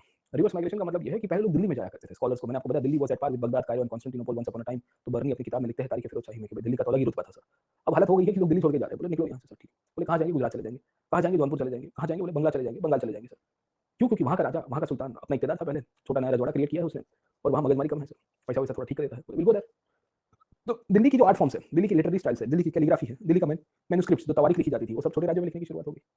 ये वो टाइम था जब भक्ति और सूफी संत अलग अलग विस्तार में स्थायी हुए थे। ये जहाँ जहाँ रहते थे वहाँ पे भी इन्होंने पॉपुलर कल्चर को, फोक कल्चर को प्राधान्य दिया। और इसके कारण क्या होता है कि by the starting of the 15th century the regional political states created a very great we can say implication on the Delhi Sultanate, and they became so powerful. So when the Lodhis were defeated, the very first task that the Mughals had was to subjugate the regional provincial states. जब बाबर आया, हुमायूं आया और अकबर आया, अकबर तक आता है, ये सब रजवाड़े इतने पावरफुल हो गए थे कि इनको फिर खत्म करने के लिए इनको लड़ाई करनी पड़ी। बाबर मालवा में लड़ाई करता है, मेवाड़ में करता है, अकबर गुजरात को जीतेगा, जीतेगा ना, खानदेश को, गुजरात को, सर इसी पीरियड है ना sir, this is the same time only king of. तो ये अंदर अंदर फाइट कर रहे थे, Gujarat and Mewar will be fighting, Gujarat and Malwa will be fighting, Sharqis and Lodhis will be fighting, है ना। तो आपकी इनकी फीचर पता होनी चाहिए sir, all this petty states and the big states and the small states. ऊपर कश्मीर में जैनुल अबिदीन आएगा सर, है ना, शाहमीर की डायनेस्टी की एस्टैब्लिशमेंट होगी। कंटिन्यूअसली लोग फाइट कर रहे हैं सर, देयर फाइटिंग है। आसाम में आपको डायनेस्टीज दिखेंगे, अभी आता हूं मैं आसाम और उसकी कहानी के ऊपर, पर आपको मोटे मोटे तौर के ऊपर पहले ये फर्स्ट पार्ट क्लियर हो जाना चाहिए कि क्या हुआ सर। तो अब आगे चलते हैं, एक एक करके मैं आपको पहले थोड़ी बहुत डिस्कशन करता हूँ। गुजरात मालवा में क्या होता है, मेवाड़ में क्या होता है। इनफैक्ट यहाँ से एक बार ऑलरेडी प्रश्न आपको पूछा है यूपीएससी में, और प्रश्न के अंदर आपको डाला गया था Rana Kumbha as a patron of arts, है ना। और पूछा गया था कि भाई रीजनल स्टेट्स के अंदर से, अब जैसे अलाउद्दीन खिलजी का ऊपर से आ गया है, वैसे कुंभा जी के ऊपर आ गया। ये शायद 2015 में पूछा था सर, ठीक है। तो it's an example of regional states. पर रीजनल स्टेट्स के अंदर से आपको पॉलिटिकल इशू कम आते हैं क्योंकि उनके अंदर हर बॉल बाय बॉल कमेंट्री आपको पढ़नी पड़ेगी, तो फिर आरएस के एग्जाम देनी पड़ेगी सर। वहाँ राजस्थान की हिस्ट्री आती है, मेवाड़ मारवाड़ की सर, है ना, वहाँ पढ़ सकते हो। बड़ी बड़ी ये राजा की इसके साथ लड़ाई हुई, इसके बाद ये संतान आए पावर के ऊपर, फिर वो घोड़े से गिर गए, फिर दूसरे किला बनवाया सर, ठीक है। तो हम मैक्रो लेवल के ऊपर देखेंगे, ना कि माइक्रो लेवल के ऊपर देखेंगे सर। पिक्चर क्लियर हो गया सर कि क्या क्या कहानी है, किस तरह से डेवलपमेंट होता है और रीजनल स्टेट्स की प्रासंगिकता क्या है। अब एक एक करके मैं आपको रीजनल स्टेट्स पहले वेस्ट इंडिया के पढ़ाता हूँ, उसकी थीम पकड़िएगा सर, है ना। Don't try to do ball by ball commentary कि ये स्टेट्स का निर्माण कैसे हुआ। ज्यादातर स्टेट्स का निर्माण 14th सेंचुरी के मिड में होगा, मतलब 1340-50 के पीरियड के बाद। जैसे ही मोहम्मद बिन तुगलक की मृत्यु हो रही है, फिरोज शाह तुगलक पावर के ऊपर आ रहा है, और उसके बाद फिर तैमूर तक आते आते तो बंटाधार हो गया सर, समझे। तो ये पहले से एग्जिस्ट करने वाले इक्तिदार थे। इनमें से कुछ कुछ राजा ऐसे थे जो दिल्ली सल्तनत के कभी अंडर में नहीं आए थे और दे वर कंटिन्यूअसली फाइटिंग सर, है ना। तो उनको मौका मिला तो उन्होंने इंडिपेंडेंस कर दिया सर, ठीक है। अब इसमें गुजरात की कहानी कैसे और गुजरात क्यों दिल्ली सल्तनत का पार्ट बनता है सर, है ना, और किस तरह से बनता है। तो आपको भी पता होगा कि Gujarat was part of the traditional we can say regional kingdom up till the 11th century. और यहाँ पे सोलंकी और वाघेला वंश हुआ करता था सर, ठीक है ना। और जिसके सामने गजनी और गोरी दोनों ने फाइट किया था। तो गोरी ने कायदरा की लड़ाई की थी, जहाँ पे गोरी हार जाता है नायका देवी के सामने। She was the mother of Bhimdev two, है ना। तो अगर आप थोड़ा बहुत इतिहास को याद रख रहे होंगे सर, ठीक है। अलाउद्दीन खिलजी ने गुजरात को जीता था 1298 और लेटर ऑन 1300 तक आते थे उसको कॉन्कर कर दिया गया था सर, है ना। तो होता यह है कि अलाउद्दीन खिलजी के बाद गुजरात ट्रेडिशनली दिल्ली का पार्ट रहा है और दिल्ली के सुल्तान उसको कंट्रोल किया करते थे, पैसा वैसा भी सब आ रहा था। मजे की बात ये आती है कि यहाँ के जो इक्तिदार थे या लोकल गवर्नर्स हुआ करते थे, वो अपने आप को इंडिपेंडेंट कर देंगे आफ्टर तैमूर सर, है ना। तो जफर खान करके एक गवर्नर हुआ करता था गुजरात का, और उसने कह दिया तैमूर के आक्रमण के बाद कि भाई अब अपने को क्या लेना देना सर, समझे आप लोग, ठीक है ना। अब तो तैमूर आ चुके हैं, दिल्ली की गद्दी में हमारे सुल्तान खुद उतरा गए हैं सर, है ना। तो अपन क्यों उनको फिर वहाँ पे ट्रिब्यूट भेजे सर, है ना। ये जफर खान था जिसने अपने आप को टाइटल दिया मुजफ्फर शाह का, और यहाँ से मुजफ्फरी डायनेस्टी की शुरुआत हुई, समझे। तो गुजरात इस तरह से एक इंडिपेंडेंट स्टेट के रूप में बन गया है। तो तैमूर इन्वेजन की पॉलिटिकल इंपैक्ट, हमने तैमूर को पढ़ा था by the way sir. The invasion of Timur की चारों प्रकार की इंपैक्ट भी देखी थी, as far as I remember. I had already discussed you about the point sir, and मैंने आपको बताने की कोशिश की थी कि क्या क्या कहानी इसके अंदर से रहती है सर, ठीक है ना। ओके, पिक्चर क्लियर हुआ सर, है ना, कि क्या क्या हुआ सर, है ना। अब गुजरात में फिर डायनेस्टीज आई, गुजरात में अलग अलग राजा पावर के ऊपर आए। तो आपको 3-4 राजा दिखेंगे। अब सबके सब राजा के ऊपर से स्पेसिफिक प्रश्न तो आने की शक्यता कम है। राणा कुंभा के ऊपर आ गया क्योंकि राणा कुंभा का कंट्रीब्यूशन उतना बड़ा था सर। यहाँ गुजरात के हर एक राजा का उतना बड़ा कंट्रीब्यूशन नहीं था सर, ठीक है। तो पहले मुजफ्फर शाह है, मुजफ्फर शाह का ओरिजिनल नाम क्या था, जफर खान सर, है ना। तो यू विल फाइंड कि 1407 से लेके 1411 तक रहते हैं, ईयर भी याद रखने की आवश्यकता नहीं है। फिर अहमद शाह आता है, अहमद शाह वही बादशाह है जिनके नाम से अहमदाबाद की स्थापना करवाई जाती है सर, ठीक। उसके बाद आपको बेगड़ा दिखेंगे, महमूद बेगड़ा सर, बेगड़ा क्यों, क्योंकि उनको बेसिकली मूछें वैसी हुआ करती थी, 2 घड़ के जैसी सर, गिरिंग है ना। And finally you will find कि गुजरात में और भी हिंसा है। आखिर में गुजरात 1537 के बाद पॉलिटिकल क्राइसिस में गया, जब गुजरात के ही एक राजा थे बहादुर शाह, जिनको पोर्चुगीज ने बोट में गिरा के इनफैक्ट ना पानी पानी कर दिया सर, है ना। फिर उन्होंने गाना बजाया था, पानी पानी हो गया सर, ठीक है। तो by this time the Portuguese already entered India sir, है ना। वो पानी पानी हो जाते सर, गिरवा दिया जाता है। अलग कहानी इनकी सर, है ना, कभी बाद में बताएंगे सर कि इनको कैसे बुलवाया जाता है कि बोले आओ सर तुम्हारे साथ ट्रिब्यूट शेयर करने की बात करेंगे, फिर कर दो सर, है ना। तो वही जलालुद्दीन अलाउद्दीन वाली कहानी है सर, बोले पैर फिसल गया एक बोट से दूसरी बोट जाने में, अरे भाई इतना पायरेट्स ऑफ द कैरिबियन करने की क्या आवश्यकता है, समझे आप लोग, ठीक है। What is the point of doing pirates of the Caribbean, है ना, नहीं करना चाहिए आपको, ये करने की कोशिश कर रहे थे। और वो भी सबसे बड़े पायरेट्स के साथ, उस टाइम पे सबसे बड़े लुटेरे पायरेट पोर्चुगीज हुआ करते थे, उनके साथ, वो भी समुद्र के अंदर हवाबाजी करने निकले सर। जमीन के ऊपर होते तो बात अलग थी सर, जमीन के ऊपर तुम्हारा दबदबा था, पानी तो उनका उनका सबसे फाउंडेशन पार्ट था सर पोर्चुगीज का सर, है ना। खैर, तो ये कहानी रही और finally Akbar came to Gujarat, है ना। तो 1568 तक आते-आते we see that Akbar next Gujarat 1568 में तो फाइनल एनेक्सेशन हो गया है। तो लंबी प्रोसेस है, बट आपको एक आइडिया रहना चाहिए कि शुरुआत गुजरात की 1408 से हुई थी and it continue to flourish up to 1568, मतलब 150 साल तक गुजरात रिमेन्ड ऑलमोस्ट इंडिपेंडेंट, है ना। तो इस 150 साल में गुजरात के अंदर क्या-क्या डेवलपमेंट हुआ इन the form of art and culture, in the form of political developments as well sir, है ना। और फिर अल्टीमेटली यहाँ पे जो रीजनल डायनेस्टीज बनी है, इनका कंट्रीब्यूशन कहाँ-कहाँ पे हम लोग गेज कर सकते हैं सर, ठीक है। तो गुजरात में आपको सबसे पहले तो आपको मुजफ्फर शाह दिखेगा, मुजफ्फर शाह जब पावर के ऊपर है तो there was continuously struggle going on with the ongoing states, है ना। अब प्रॉब्लम क्या हो रहा था, गुजरात अकेला इंडिपेंडेंट नहीं हुआ था सर, ठीक है। यू विल फाइंड कि when Muzaffar Shah proclaimed his independence from the Delhi सल्तनत, उसके कंटेम्पररी गुजरात के कंटेम्पररी मालवा भी इंडिपेंडेंट हो रहा है सर, है ना। तो आपको पता होगा कि होशंग शाह करके एक राजा हुआ करते थे सर, जिनके नाम से होशंगाबाद भी बना है सर, ठीक है। तो होशंग शाह के साथ उनकी लड़ाई चल रही है sir, he is actually fighting against the Hoshang Shah sir, है ना। तो इनके बीच में काफी लड़ाई हुई, काफी सारे इश्यूज क्रिएट होते रहे सर, है ना। तो इनकी लड़ाई कंटिन्यूसली चली है सर, है ना। तो मालवा के साथ लड़ाई चल रही है, इनकी लड़ाई आज के खानदेश में चल रही है, Khandesh is in Maharashtra sir, है ना। तो वहाँ पे आपको देखने को मिल जाएगी लड़ाई के रूप में सर, है ना। बाकी सारे राजस्थान के जो स्टेट्स थे, खास करके साउथ वेस्ट राजस्थान के जो राज्य थे, यहाँ पे भी बेसिकली इनकी लड़ाई चल रही है सर, है ना। तो ये कंटिन्यूअसली गुजरात के इनिशियल किंग्स थे ना, ये फाइट के ऊपर फाइट ही कर रहे हैं सर, ठीक है। और they wanted to prove the legitimacy and consolidate their empire sir, है ना। तो शुरुआत के दो राजाओं में आपको ये दिखेगा, मुजफ्फर शाह और उसके बाद अहमद शाह के समय पे सर, ठीक है। ये अहमद शाह ही थे जिसने गुजरात के ऊपर अपना कंसोलिडेशन किया। मुजफ्फर शाह तो 4 साल के बाद गुजर गए, 1411 में अहमद शाह ने बेसिकली पावर को अज्यूम किया और फिर अगले 30 साल तक पावर में रहते हैं सर, ठीक है। पॉलिटिकल हिस्ट्री ज्यादा नहीं पढ़ा रहा हूँ, बट आपको करीब बोल रहा हूँ कि क्या क्या चीजें हुई थी, आपको आइडिया रहना चाहिए सर, ठीक है। इनके समय पे भी they continue the traditions of foundation of new cities, ये हमारे लिए इंपॉर्टेंट है। न्यू सिटीज क्यों, क्योंकि अहमदाबाद करके सिटी का फाउंडेशन किया गया। Once again the fortification of the cities took place, getting point है ना, समझे आप लोग। तो ये जो अहमदाबाद सिटी है, ये अहमद शाह के समय पे ही फाउंडेशन किया गया था, 1411 में ही इसका फाउंडेशन रखा गया था सर, ठीक है। और ये अहमदाबाद की खासियत ये है कि इसके अंदर भी इन्होंने आर्किटेक्चर की नई स्टाइल ऐड करने की शुरुआत की और ये नई स्टाइल के थ्रू फोर्ट्स बनाए। फोर्ट्स के साथ अगर आप पकड़ने की कोशिश करोगे, they tried to make up different monuments as well sir, है ना। तो यहाँ गुजरात के आर्किटेक्चर के फेजेस आपको दिखेंगे sir, you find different different phases of the Gujarat architecture.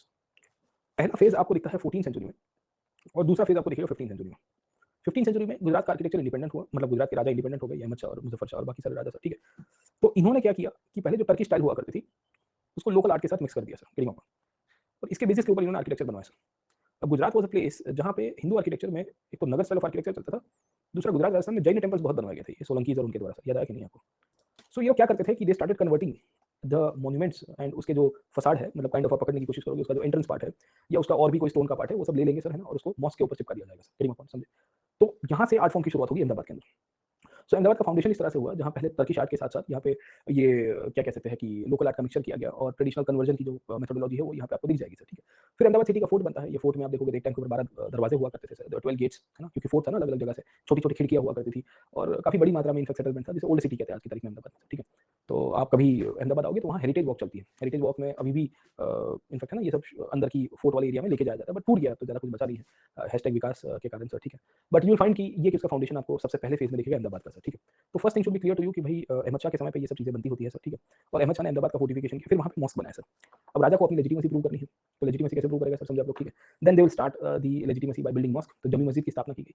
In fact Ahmedabad का जमी मस्जिद एक टाइम के ऊपर इंडिया का सबसे बड़ा जमी मस्जिद था सर, क्योंकि जब ये बना था तब उस टाइम पे कुछ 30,000 या 20 to 30,000 लोगों को इंक्लूड करने के लिए उसमें स्पेस हुआ करती थी सर, ठीक है। इट्स ह्यूज मॉन्यूमेंट हो गया। जैसे लाल अभी है ना दिल्ली में रेड फोर्ट की वाला, वो तो काफी बाद में हुआ था, शाहजहां के समय बना है सर, ठीक है। ये जमी मस्जिद तो सर 1423 का है sir, it's one of the oldest monuments.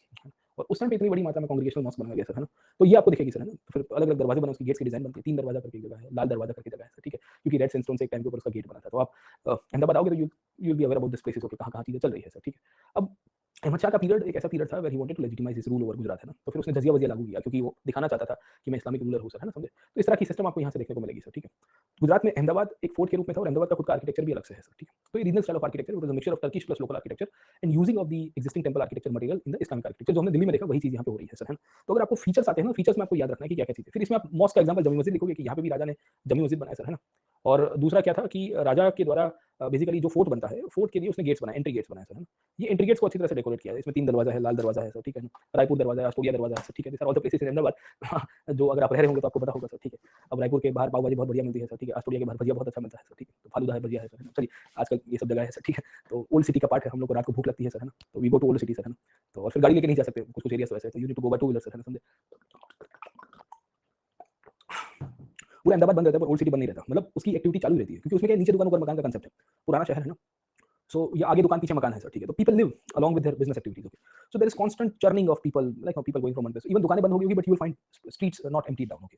So that is the best part of like going to the old part of the city sir. चलिए let me come back to this point, okay? और दूसरा क्या है कि खाने पीने की लजीजदार चीजें, मुगलाई चीजें भी फिर वहाँ भी मिलती है सर, है ना? चलिए तो इंटीग्रेट्स आपको मिल जाएंगे इसके यहाँ पे अहमदाबाद के अंदर से, ये कोई फीचर आपको मिल जाती है। अब नेक्स्ट आगे डेवलपमेंट क्या हुआ है गुजरात के अंदर। अब गुजरात में फिर क्या आयाराम गयाराम था। आयाराम गयाराम का मतलब ये है कि सुल्तान तो आके चले गए सर, है ना? अहमद शाह के बाद आप देखोगे तो और भी आपको सुल्तान दिखेंगे सर, ठीक है? बट सबका याद रखने की आवश्यकता नहीं है सर, ठीक है? But they have continuous fighting amongst each other sir. Ahmad Shah का जो पीरियड था वो 1411 से लेके 1442 तक का था। बीच में भी और भी सुल्तान आए but not important for us because they were fighting among themselves. हमारे लिए इंपॉर्टेंट है कि कल्चरल कंट्रीब्यूशन किसने किया सर। कल्चरल कंट्रीब्यूशन किया 1458 में बेसिकली एक राजा आता है और 1511 तक रूल करेगा सर, उसका नाम था महमूद बेगड़ा सर, ठीक है? बेगड़ा या बेगढ़ा कहते हैं, बे का मतलब होता है दो सर, है ना? गढ़ का मतलब होता है फोर्ट्स, है ना? तो इसने दो फोर्ट्स बनवाए सर, और दो फोर्ट्स बनवाने का पीछे का कारण क्या है सर? गेटिंग अपॉन, तो he wanted to secure himself from the continuous attacks of the neighbouring kings, है ना? गेटिंग अपॉन, क्योंकि यहाँ से मालवा से अटैक हो रहा है, खानदेश से अटैक हो रहा है, राजस्थान से अटैक हो रहा था गुजरात के ऊपर सर। बेगढ़ा, बेगढ़ा, BEGRAHA, है ना? GARHA सर, है ना? गढ़ गढ़ गढ़ नहीं समझ में आता सर, गढ़ का मतलब क्या होता है सर? तो इसका नाम था महमूद शाह वन, ठीक है? या इसको महमूद बेगड़ा कहते हैं सर। तो हम लोग तो बेगड़ा के नाम से ही पहचानते हैं सर, ठीक है? तो ये दो फोर्ट्स बनाते हैं, ये फोर्टिफिकेशन कंटिन्यू करते हैं, he tried to establish his dominance over different parts of the country sir, है ना? गेटिंग अपॉन, जहाँ इसने दो जगह के ऊपर किलों का निर्माण करवाया सर। पहला था अगर आप देखोगे तो गुजरात में सौराष्ट्र के अंदर काठियावाड़ में sir. Kathiawar basically was one such place which was dominated by the Rajput kings. दूसरा खानदेश वाले रास्ते में आप साउथ गुजरात की तरफ जाओगे तो यहाँ बरोड़ा के पास आता है बेसिकली चांपानेर करके जगह, जो खानदेश और मालवा के थ्रू कनेक्ट होती है sir. So to establish his hold over the Kathiawar peninsula sir, इसने गिरनार वाले रीजन में फोर्ट कैप्चर करके वहाँ पे उसको रीडेवलप करवाया सर, गेटिंग अपॉन, देखने के, और साथों साथ यहाँ चांपानेर के अंदर भी ये एक फोर्ट को बेसिकली रीडेवलप करवाएगा आफ्टर कंट्रोलिंग दिस एरिया। इससे दो चीज़ों का फायदा हुआ सर, ठीक है? आर्किटेक्चर के पॉइंट ऑफ व्यू से तो फोर्टिफिकेशन हो गया, पॉलिटिकल के पॉइंट ऑफ व्यू से आप देखोगे तो कंसोलिडेशन हुआ, क्योंकि दो जगह पे आपके फोर्ट्स बनते हैं तो then you will be able to control the city, getting. तो मालवा और खानदेश दोनों साइड के ऊपर से आपके अटैक हो रहे थे इस समय के दौरान रीजनल स्टेट्स के, तो वो भी चीज़ आपको दिखेगी सर, है ना? ये बेगड़ा का ही पीरियड था जिस पीरियड के समय पे आप देखोगे तो पोर्चुगीज के साथ इनकी संघर्ष भी होती है सर, क्योंकि दिस वाज अ टाइम जब पोर्चुगीज भारत में आ चुके हैं, और दिस वाज अ टाइम, अगर आपको जानकारी होगी, कि पोर्चुगीज की चौल की लड़ाई होगी सर। ये वही टाइम है where we do get instances कि Mahmud Begada decided to fight against the foreigners, है ना? तो ये was a contemporary of the Portuguese, क्योंकि 1498 में पोर्चुगीज यहाँ साउथ में आए थे कैलिकट में, और 1508 तक आते थे, they try to invade over Gujarat, है ना? 7 में और 9 में 2 बार किए थे, तब इजिप्ट और ओटोमन सुल्तान इनकी मदद करने भी आए होते हैं सर, ठीक है ना? तो ये वही कहानी आपको इसके अंदर से दिखेगी, you find the same story over here sir, getting upon, and then this created the base for the expansion of the Gujarat dynasty sir, ठीक है ना? तो आपको ये दो चीज़ आपको पता चलती है कि भाई फोर्टिफिकेशन, तो अहमदाबाद का फोर्ट तो बन गया था, चांपानेर और गिरनार में भी अपना कमांड एस्टैब्लिश करते हुए वी सी दैट ये रीजनल किंगडम्स की आपकी एक इंपॉर्टेंस बढ़ जाएगी सर, है ना? दूसरी इसकी इंपॉर्टेंस क्यों बढ़ती है? क्योंकि आपके यहाँ पे आपने फॉरेनर्स को भी डिफीट किया सर, तो यू कैन इमेजिन कि regional kingdom is able to defeat foreigners, and उसमें पोर्चुगीज को छोटे मोटे नहीं थे सर। तो ये चीज़ दर्शाती है कि how mighty this regional kingdoms the nature of the regional kingdoms पूछता है ना कि ये कमजोर थे, कमजोर से तो 150 साल तक टिक नहीं पाएंगे सर, और ऐसे तो बहुत सारे रीजनल किंगडम्स मिलते हैं, एक नहीं है sir, you find multiple regional kingdoms that were able to survive and you can see that flourish and plus sir, ठीक है? होता यह है कि बेगड़ा के बाद वाली जो कहानी है ना, उसमें फिर बहुत बड़ा प्रश्नार्थ आ गया। प्रश्नार्थ का मतलब है कि फर्दर डेवलपमेंट आपको नहीं मिलेगा सर, ठीक है? क्यों नहीं मिलेगा? क्योंकि इसके बाद वाले राजा उतने एग्रेसिव नहीं रहे थे जितना महमूद बेगड़ा था। महमूद बेगड़ा ने तो एक बार द्वारका के ऊपर भी अटैक किया था, और द्वारका में उस समय के दौरान प्रॉब्लम ये हो रहा था कि पायरेट समुद्र के लुटारे बहुत परेशान कर रहे थे व्यापारियों को, और मक्का जाते थे वहाँ से पहले अरेबियन समुद्र से, तो फिर वहाँ पे पिटाई विटाई करके आया होता है, बोले यहाँ पे मगजमारी नहीं चाहिए सर। तो ये वाज क्वाइट अ किंग जो कंसोलिडेट करने में मानता था सर, ठीक है? बेगड़ा के बाद प्रॉब्लम ये हुआ कि जो नेक्स्ट किंग आपको मिलेंगे सर, है ना? तो महमूद बेगड़ा कहते हैं उसको सर, ठीक है? मोहम्मद नहीं है, महमूद बेगड़ा है सर, ठीक है? तो उसके बाद वाले जो किंग्स आएंगे ना, वो किंग्स धीरे-धीरे आप पकड़ के चलिए कि थोड़े स्ट्रांग नहीं होंगे, but yes they will B limiting the hold of the Portuguese in India at that time sir, है ना? तो फिर मुज़फ़्फ़र शाह 2 करके एक राजा है, उनकी भी पोर्चुगीज के साथ संघर्ष होती है, और पोर्चुगीज को वो भी डिफीट करेंगे सर, ठीक है? इनकी संघर्ष फिर राजस्थान के साथ भी चालू थी उस समय के दौरान, है ना? तो राजस्थान में राणा कुंभा की जगह राणा संगा करके शासक आए हुए थे, उनके साथ लड़ाई चल रही है सर, ठीक है? गुजरात का अंत होने की शुरुआत होती है 1537 के बाद। ये क्यों होता है? क्योंकि बहादुर शाह करके जो राजा थे गुजरात में, उनके समय तक आते-आते यू विल फाइंड कि गुजरात का एक्सपेंशन तो बहुत अच्छा हुआ था। प्रॉब्लम ये हुआ था कि ये बहादुर शाह को एम्बिशंस ऐसी हो गई थी कि हम गुजरात के बाहर चले जाएँगे सर। अब कहानी क्या है सर, है ना? ये रूल कर रहे हैं 1530 के दशक में सर। ये वो टाइम था जब राजस्थान के राजपूत राजा जो थे वो कमज़ोर हो चुके थे। ये वो टाइम था जब बहादुर शाह ने मालवा वाले रीजन को भी कैप्चर करके रखा था, और खानदेश को भी कैप्चर करके रखा था। बाकी सब रीजन्स ऑलरेडी थे ही सर। इनको ऐसा था कि अपन आगरा और दिल्ली को भी जीत के आए सर। कहानी क्या है कि इस समय के दौरान 1530 में और उसके बाद वाले पीरियड, हुमायूँ करके राजा दिल्ली में बैठा हुआ था आगरा में सर। और हुमायूँ की तो कहानी कुछ अलग ही है सर, क्योंकि हुमायूँ को यहाँ पे बहादुर शाह परेशान कर रहा था। उसी के कंटेम्परेरी पीरियड में आपको सूरी भी परेशान करता हुआ दिखेगा। शेर शाह नाम तो सुना होगा सबने। कभी बहादुर शाह यहाँ से अटैक करता था, कभी सूरी यहाँ से अटैक करता था। तो हुमायूँ कंफ्यूज हो गया था, हम क्या करें, मतलब है ना? कोई यूँ मारता है, कोई यूँ मारता है, यूँ मारता है, यूँ मारता है, what is this going on, है ना? समझे नहीं। तो Bahadur Shah very great ambition, he had actually consolidated Gujarat, और गुजरात का सबसे पीक पॉलिटिकल फेज चल रहा था ये। सो हुमायूं की फिर गुजरात के साथ लड़ाई हुई, उसकी बिहार के साथ लड़ाई चल रही है, और बहादुर शाह को ऐसा था कुछ बड़ा करेंगे सर, और बड़ा करने के चक्कर में then he was fighting against Humayun, तब उनकी पोर्चुगीज के साथ भी कन्फ्लिक्ट हो रही थी, और एक दफा पोर्चुगीज ने इनको बुलाया, बोले आओ कभी हवेली पे। नॉर्मल केस में ऐसा होना चाहिए कि Portuguese should go to the court of Bahadur Shah, not the vice versa. और फिर पोर्चुगीज के साथ नेगोशिएशन करने के लिए इनको दीव के पास समुद्र किनारे में बुलाया गया। एक बोट से दूसरी बोट क्रॉस कर रहे थे और पाव फिसल गया था, आपको भी पता है कि कैसे फिसलता है सर, ठीक है, समझे। कोई कहता है कि बोट में बैठ गए थे, बोट में बैठने के बाद लड़ाई हुई उनकी पोर्चुगीज के साथ, और फिर वो लड़ाई में हाथापाई हो जाती है, तो उसमें पोर्चुगीज गवर्नर को भी फेंक दिया गया और बहादुर शाह को भी फेंक दिया गया। So some local Portuguese governor along with Bahadur Shah was thrown in the waters, तो फिर बंटाधार हो जाता है सर, ठीक है।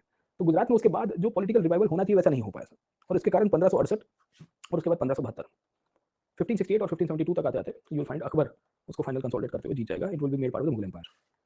तो ये कहानी थी गुजरात की सर, है ना। गुजरात में आपको यही याद रखना है कि आर्किटेक्चर में क्या क्या चीजें बनती है सर। ये आर्किटेक्चर में मैंने आपको बताया कि उसके फीचर्स आपको याद रखने हैं कि क्या क्या फीचर्स है उसके सर, ठीक है। तो हम लोग फीचर्स लिखेंगे कि टर्किश स्टाइल आपको दिख जाती है, प्लस लोकल स्टाइल का मिक्सचर दिखता है सर। पहले मटेरियल्स के रूप में इन्होंने भी ओल्ड मटेरियल्स का यूज किया sir, and they were converted into the monuments, अलग अलग डिफरेंट मॉन्यूमेंट्स में यूज किया गया सर, गेटिंग पॉइंट। तीसरा पॉइंट हम लोग समझने की कोशिश करेंगे कि इसी के अंदर से इन्होंने गुजरात की स्पेसिफिक आर्ट फॉर्म को भी डेवलप किया सर, है ना, गेटिंग पॉइंट।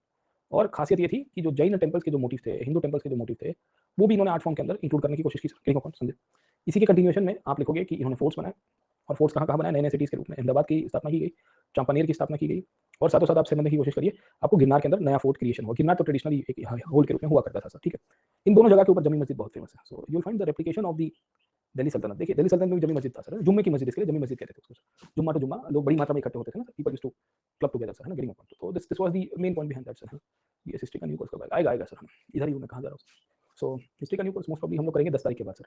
प्लान तो ये था कि मैं पहले कर दूँ, but because of the travel and ये वो फलाटीन का, और फिर बीच में मुझे थोड़ा गैप लेना पड़ा ऐसा है, तो फिर मैं 10 के बाद लीनियरिटी मिलाऊंगा, 10 या 11 तारीख आप पकड़ के चलिए सर, है ना। तो पहले वॉलिस्टिक करेंगे, फिर अपना प्रीलिम्स की फाउंडेशन वाली बैच में चले जाएंगे सर, ठीक है। श्रेयांश क्या है सर, है ना। तो जमी मस्जिद और फोर्टिफिकेशन के बारे में आप लिख सकते हैं। इनके द्वारा भी टॉम्स बनवाए गए सर, इनके द्वारा भी टॉम्ब आर्किटेक्चर आपको मिलता है सर, तो आपको ये टॉम्ब दिख जाएगा सर बहुत इंटरेस्टिंगली, जिसकी डेवलपमेंट है सर, ठीक है। इनके द्वारा भी मॉस्क बनती है। जमी मस्जिद तो कांग्रीगेशनल मॉस्क थी। गुजरात में खासियत ये रहती है over period of time, even in fact बाहर के आए हुए इमिग्रेंट्स भी मॉस्क बनवाएंगे सर, ठीक है। तो पता नहीं आप में से कितने लोगों ने सीदी सैयद की मॉस्क या सीदी सैयद की जाली देखी हुई है, ये अहमदाबाद की एक्चुअली पहचान है सर, ठीक है। सो it's a jali architecture which was made by a Ethiopian और we can say African origin migrant who came to Gujarat, और इनके द्वारा एक मस्जिद, ये कारीगर थे एक्चुअली, नाम ही है सीदी सैयद सर, तो इसी ट्राइब से बिलोंग करते थे लोग, ऐसा कहते हैं सर, ठीक है। या अफ्रीकन ओरिजिन थे, उतना तो कंफर्म है सर, ठीक है। और इनके द्वारा ये मॉस्क बनती है। तो जमी मस्जिद है, सीदी सैयद मॉस्क है, रानी सिपरी की मॉस्क है सर, है ना। फिर मीनार का यूज हुआ सर, उसमें आप देखोगे झूलता मीनार करके एक बहुत बढ़िया मीनार है सर, है ना। तो आर्किटेक्चर में तो बहुत सारी रीजनल वेरिएशन है, आपको एक आइडिया रहना चाहिए कि क्या क्या चीजें चल रही है सर, ठीक है ना। तो एक तो गुजरात में एक तो इनका आर्किटेक्चर में आर्ट फॉर्म में ये देखिए। दूसरा इनके द्वारा भी मैन्युस्क्रिप्ट्स लिखी जाती है सर, ठीक है। नहीं, Ahmedabad is known for the architecture and art forms. Architecture का कोई भी स्टूडेंट होगा जो अपने फर्स्ट सेकंड या 5 साल के अंदर अहमदाबाद एक बार भी ना आया, वैसा पॉसिबल नहीं है सर, ठीक है। If you want to learn architecture you need to come to Gujarat, that is the crux, okay. क्योंकि इंस्टीट्यूशन भी यहाँ पे ऐसे सीईबीटी जैसे ऑर्गेनाइज इंस्टीट्यूशन है। प्रोफेसर दोषी है यहाँ पे सर, ठीक है। प्रोफेसर दोषी को इस बार पद्म भूषण मिला आर्किटेक्चर में, है ना। तो वेरी रिनोड पर्सनालिटी, और यहाँ Gujarat is traditionally known for the architecture design elements as well, है ना। तो आप में से जो भी जिनको आर्किटेक्चर के बारे में थोड़ा नॉलेज होगा तो उसको अहमदाबाद के बारे में, क्योंकि उसकी डॉक्यूमेंटेशन भी है, इसके लिए तो अहमदाबाद अहमद शाह के नाम से ही है, ठीक है ना। इसके लिए तो यूनेस्को वर्ल्ड हेरिटेज सिटी का दर्जा दिया गया है। Ahmedabad was the first city to get the status of UNESCO world heritage city in India sir. फिर और भी सिटीज ऐड कर रहे हैं, बट फर्स्ट सिटी के रूप में, मॉन्यूमेंट नहीं सिटी है सर, ना। चंपानेर भी it's UNESCO world heritage site. आप देखोगे Champaner is also UNESCO world heritage site, है ना। वहाँ पे 7 कमान आया हुआ है, so you go to Champaner you get 7 arcs, 7 arc है सर, है ना। तो आप कभी समय मिले तो जाइएगा, बहुत बढ़िया है सर, ठीक है। उसका आर्किटेक्चर अलग प्रकार से। खैर देखिए, एक आर्ट फॉर्म में ये कंस्ट्रक्शन टेक्निक्स होती है सर, ठीक है। दूसरी अगर आप समझने की कोशिश करोगे, कैलीग्राफी का आर्ट डेवलप हुआ गुजरात में सर, है ना, रीजनल आर्ट के रूप में। अब कैलीग्राफी का मतलब क्या है सर, है ना, what is the significance of sir calligraphy. तो तवारीख लिखते थे ना, तवारीख। अब दिल्ली सल्तनत में तवारीख लिखी गई बहुत सारी सर, तो यहाँ पे भी डिसाइड किया कि हम भी लिखेंगे सर, गेटिंग पॉइंट, है ना। तो कुरान के वर्सेस को किताबों में लिखना और कुरान के वर्सेस को आर्ट फॉर्म के रूप में डेवलप करना सर, उसको सुलुत स्क्रिप्ट के रूप में बोला गया है। ये बेसिकली आप समझने की कोशिश करिए कि डेवलप हुई थी बेसिकली मिडिल ईस्ट के अंदर, it started in middle east, और मिडिल ईस्ट से लेके अगर आप पकड़ने की कोशिश करिए भारत के अंदर आने की शुरुआत होती है। गुजरात में ये जो सुलुत स्क्रिप्ट है, जो कुरान के वर्सेस कैलीग्राफिकल फे में लिखे जाते थे, उसको बेसिकली और एडवांस करवाया गया था, गेटिंग पॉइंट, समझा। So you will find the Sulut script of writing the Quranic interpretations and the Quranic inscriptions were actually developed by the sultans. And the sultans paid the patronage to the scholars and the artists for writing this kind of scripts. समझे आप लोग, ठीक है। तो ये 4-5 points आप इसके अंदर से लिख सकते हो। इसमें मॉस्क हो गई, ये आ गया आर्ट फॉर्म के अंदर से, है ना। क्योंकि आजकल जिस तरह से ट्रेंड चल रहा है, मेरा मानना है कि ये रीजनल स्कूल से प्रश्न पूछे। अब कुंभा से आ सकता है तो गुजरात से क्यों नहीं आ सकता है, पर गुजरात ऐसा होल आएगा। कभी ऐसा नहीं पूछेगा कि बहादुर शाह का कंट्रीब्यूशन बता दीजिए, वो जीपीएससी में भी नहीं पूछता है। गुजरात पब्लिक सर्विस कमीशन का सिलेबस में ये सब टॉपिक डाला गया है, but they do not have this idea of asking questions specifically कि मेडिवल में फलाने राजा के बारे में बताइए सर, गेटिंग पॉइंट, है ना, समझे। तो आपको ये पूरा पिक्चर क्लियर हो जाना चाहिए कि कहानी क्या क्या है सर, एंड किस तरह से इसके बेसिस के ऊपर से डेवलपमेंट हो रहा है सर, गेटिंग पॉइंट, है। सो पिक्चर क्लियर हो गई, वर्ड पिक्चर क्लियर की क्या स्टोरी है इसके अंदर से, और 1 2 3 4 कहाँ से चलती है, कैलीग्राफी की क्या स्टोरी चल रही है सर, है ना? और गुजरात में क्या हुआ। अब देखो गुजरात के कंटेम्प्रेरी 2 राजा थे या 2 डायनेस्टीज़ थी जो प्रोमिनेंस के ऊपर आई थी सर। एक तो थी आपकी मेवाड़ की और दूसरी मालवा की सर, ठीक है? देखिए मालवा भी बहुत इंपॉर्टेंट स्टेट था और Malwa had a conflict with Gujarat as well sir. Malwa की खुद की गुजरात के साथ कॉन्फ्लिक्ट भी चल रही है सर, ठीक है? और ये भी अपने आप को इंडिपेंडेंट करेंगे after the decline of the Tughlaq sir, ठीक है? तो गुजरात है सर, है ना? आप इसको पढ़ लीजिएगा, स्लाइड्स के अंदर मैंने डाला हुआ है यहाँ पे क्या-क्या कहानी है सर, है ना? ये आपकी जभी मस्जिद और उसके मॉस्क की आपकी कहानी दिखेगी अहमदाबाद की सर, है ना? महमूद बेगड़ा को एक्चुअली काफ़ी लोग कहते थे कि इसकी मूंछें जो थी वो हॉर्न्स ऑफ द काउ के रूप में थी ना, मूंछें होता नथुलाल जैसी वैसी कहानी। खैर बेगड़ा इसके लिए क्योंकि इसने 2 गढ़ को कैप्चर किया था, गिरनार के और चांपानेर के सर, ठीक है? मैंने आपको ऑलरेडी बता दिया है और इसको पोर्चुगीज़ भी हाइलाइट करते हैं कि बहुत इंपॉर्टेंट राजा हुआ करता था, क्या-क्या स्टोरी है। और अभी मैंने अहमद शाह की बात की, महमूद बेगड़ा की बात की सर, है ना? गुजरात स्टाइल पहले इनिशियली कन्वर्जन इनटू मॉन्यूमेंट्स हो रहा है सर, ठीक है? और सुलूत की बात की सर, है ना? तो I have given all this points कि ये स्क्रिप्ट के रूप में डेवलपमेंट हुआ अरबिक लिटरेचर के अंदर से सर। अब नेक्स्ट चलते हैं आगे मालवा के ऊपर से। Now let us go to Malwa. देखिए मालवा की कहानी क्या है? ये भी गुजरात के कंटेम्प्रेरी इंडिपेंडेंट हो रहा है, चिंता मत करिएगा सर, ठीक है? सो यू फाइंड कि this will also be getting independent during the time of the later Tughlaqs. तो यहाँ पे बेसिकली एक गवर्नर हुआ करते थे दिलावर खान घुरी, जैसे वहाँ पे जफर खान था ना सर गुजरात में, जो मुजफ्फर शाह बन गया सर, है ना? हालात बदल गए, जज्बात बदल गए सर, स्कैम हो जाता है ना, स्कैम 1991 जैसा सर, है ना? तो राजा टाइटल बदल देगा सर, कहानी बदल जाएगी सर, ठीक है? तो वैसे ही आपको कहानी यहाँ पे भी दिखेगी सर, है ना? Getting upon. सो स्कैम है सर, बहुत बड़े स्कैम होते हैं सर। हाँ, आपको बॉलीवुड में कैसा होता है सर, ओरिजिनल नाम कुछ अलग होता है, स्क्रीन के ऊपर नाम अलग होता है। हाँ, समझे नहीं समझे? समझ में आया आपको? अलग ही कहानी चल रही है सर, स्कैम सर, है ना? तो यहाँ पे भी ये स्कैम है सर। तो ये महाशय को अपॉइंट किया गया था 1390 के आसपास में गवर्नर के रूप में सर, ठीक है? एंड ग्रेजुअली दिलावर खान घुरी जो है ये इनिशियली धार नाम की जो जगह है मध्य प्रदेश में, और फिर वहाँ से मांडू जो है वहाँ पे इनफैक्ट एस्टैब्लिश करता है अपने आप को सर, ठीक है? और जब तैमूर का आक्रमण हुआ, तुगलक डायनेस्टी कमजोर हो गई, तो ये अपने आप को इंडिपेंडेंट कर देगा सर, ठीक है? Getting upon. तो कहानी यहाँ से शुरू हो जाती है। इसमें इसके संतान हुआ करते थे दिलावर खान घुरी के, वो धीरे-धीरे प्रोमिनेंस के ऊपर है और उनके द्वारा बेसिकली नई-नई डायनेस्टीज़ की शुरुआत हो जाती है सर, गेटिंग अपॉन। तो कहानी ये है कि मालवा में लोकल गवर्नर के द्वारा ही इंडिपेंडेंस प्रोक्लेम करवाने का एक पूरा आधार बनता है, जो गुजरात में भी हुआ। मैं आपको ये क्यों बता रहा हूँ, क्योंकि जब आप डिसइंटीग्रेशन के थीम को देखोगे कि how far do you justify the thought that the regional provincial kingdoms of the Delhi सल्तनत were originally the part of the Delhi administration, सल्तनत एडमिनिस्ट्रेशन। तो आपको लिखना पड़ेगा कि भाई हाँ, जौनपुर है, गुजरात है, मालवा है, ये सब गवर्नर थे सर। मुल्तान मुल्तान भी एक स्टेट था सर, मुल्तान भी गवर्नर के रूप में ही था और फिर वो भी इंडिपेंडेंट हो गया। तो you need to justify this point कि क्या-क्या चीज़ें हो रही है, कहाँ-कहाँ हो रहा है, ठीक है? कि भाई कितनी हद तक है, तो आपको फिर एग्जाम में लिखना पड़ेगा ना सर, ठीक है? तो ये धार मांडू की कहानी आपको दिखेगी, you will find the story of Dhar Mandu over here. And Dilawar Khan घुरी की ये बात हो रही है। अब ये दिलावर खान घुरी जो है बेसिकली यहाँ से अपने आप को एस्टैब्लिश करेगा और इसके बाद इसका बेटा आएगा अल्प खान। ये अल्प खान अपने आप को टाइटल देता है होसंग शाह का, और ये होसंग शाह के समय से ही ये मालवा की आर्किटेक्चर की और मालवा की जो पूरी की पूरी इनफैक्ट है ना डेवलपमेंट है, उसकी शुरुआत हो जाती है, समझे आप लोग? तो then he keeps on fighting against different different parts of the country sir. तो इनकी उस टाइम पे गुजरात के साथ लड़ाई हो गई। और गुजरात में मुजफ्फर शाह थे पावर के ऊपर, मुजफ्फर शाह इनको उठा देते, बुलाओ भाई कहाँ चल रहे हो सर, है ना? समझे कि नहीं समझे? तो ये सब कहानी आपको इसके अंदर से दिखेगी। इन्होंने फिर होशंगाबाद की स्थापना की एमपी के अंदर ही सर, ठीक है? और स्टोरी आगे चलती है सर, ठीक है? अब ये जो होशंग शाह की डायनेस्टी है, ये होशंग शाह की डायनेस्टी उतनी प्रोमिनेंटली इनफैक्ट कंट्रोल नहीं कर पा रही थी एमपी को, मध्य प्रदेश को। अच्छा, ये घटना कब बनी थी? करीबन 15वीं सेंचुरी की शुरुआत में। ये 1406 में पावर के ऊपर आए होते हैं। तो तैमूर के जाने के करीबन 8 एक साल के बाद, और 1435 तक 1435-36 तक पावर के ऊपर रहेंगे, ज़्यादा नहीं टिकेंगे सर। अब कहानी आगे है कि Hoshang Shah was able to consolidate and he was able to rule Malwa, but इनके यहाँ पे इनके जो आगे की जनरेशंस थी, they were not that much powerful, because they were not that much powerful, तो they were supposed to be doomed. तो जो दिल्ली में हुआ ना, नोबिलिटी ने विद्रोह किया सर। इनके स्टेट में ऐसा होता है कि ये खुद नोबल्स थे, इन्होंने खुद अपने आप को रीएस्टैब्लिश किया था after getting independent from Delhi. इन्हीं के नोबल्स इनके सामने बगावत कर देते हैं सर। तो होशंग शाह की मृत्यु के बाद बाय 13 या 1435-36 मालवा के अंदर आपको एक और डायनेस्टी दिखेगी, खिलजी डायनेस्टी। अब आप बोलोगे कि सर ये अलाउद्दीन खिलजी वाली डायनेस्टी है, तो ये वो वाली नहीं है। It's a different Khilji dynasty. They were the nobles we can say under the this thing, okay, क्या कहते हैं, the Hoshang Shah administration and Dilawar Khan Ghuris administration.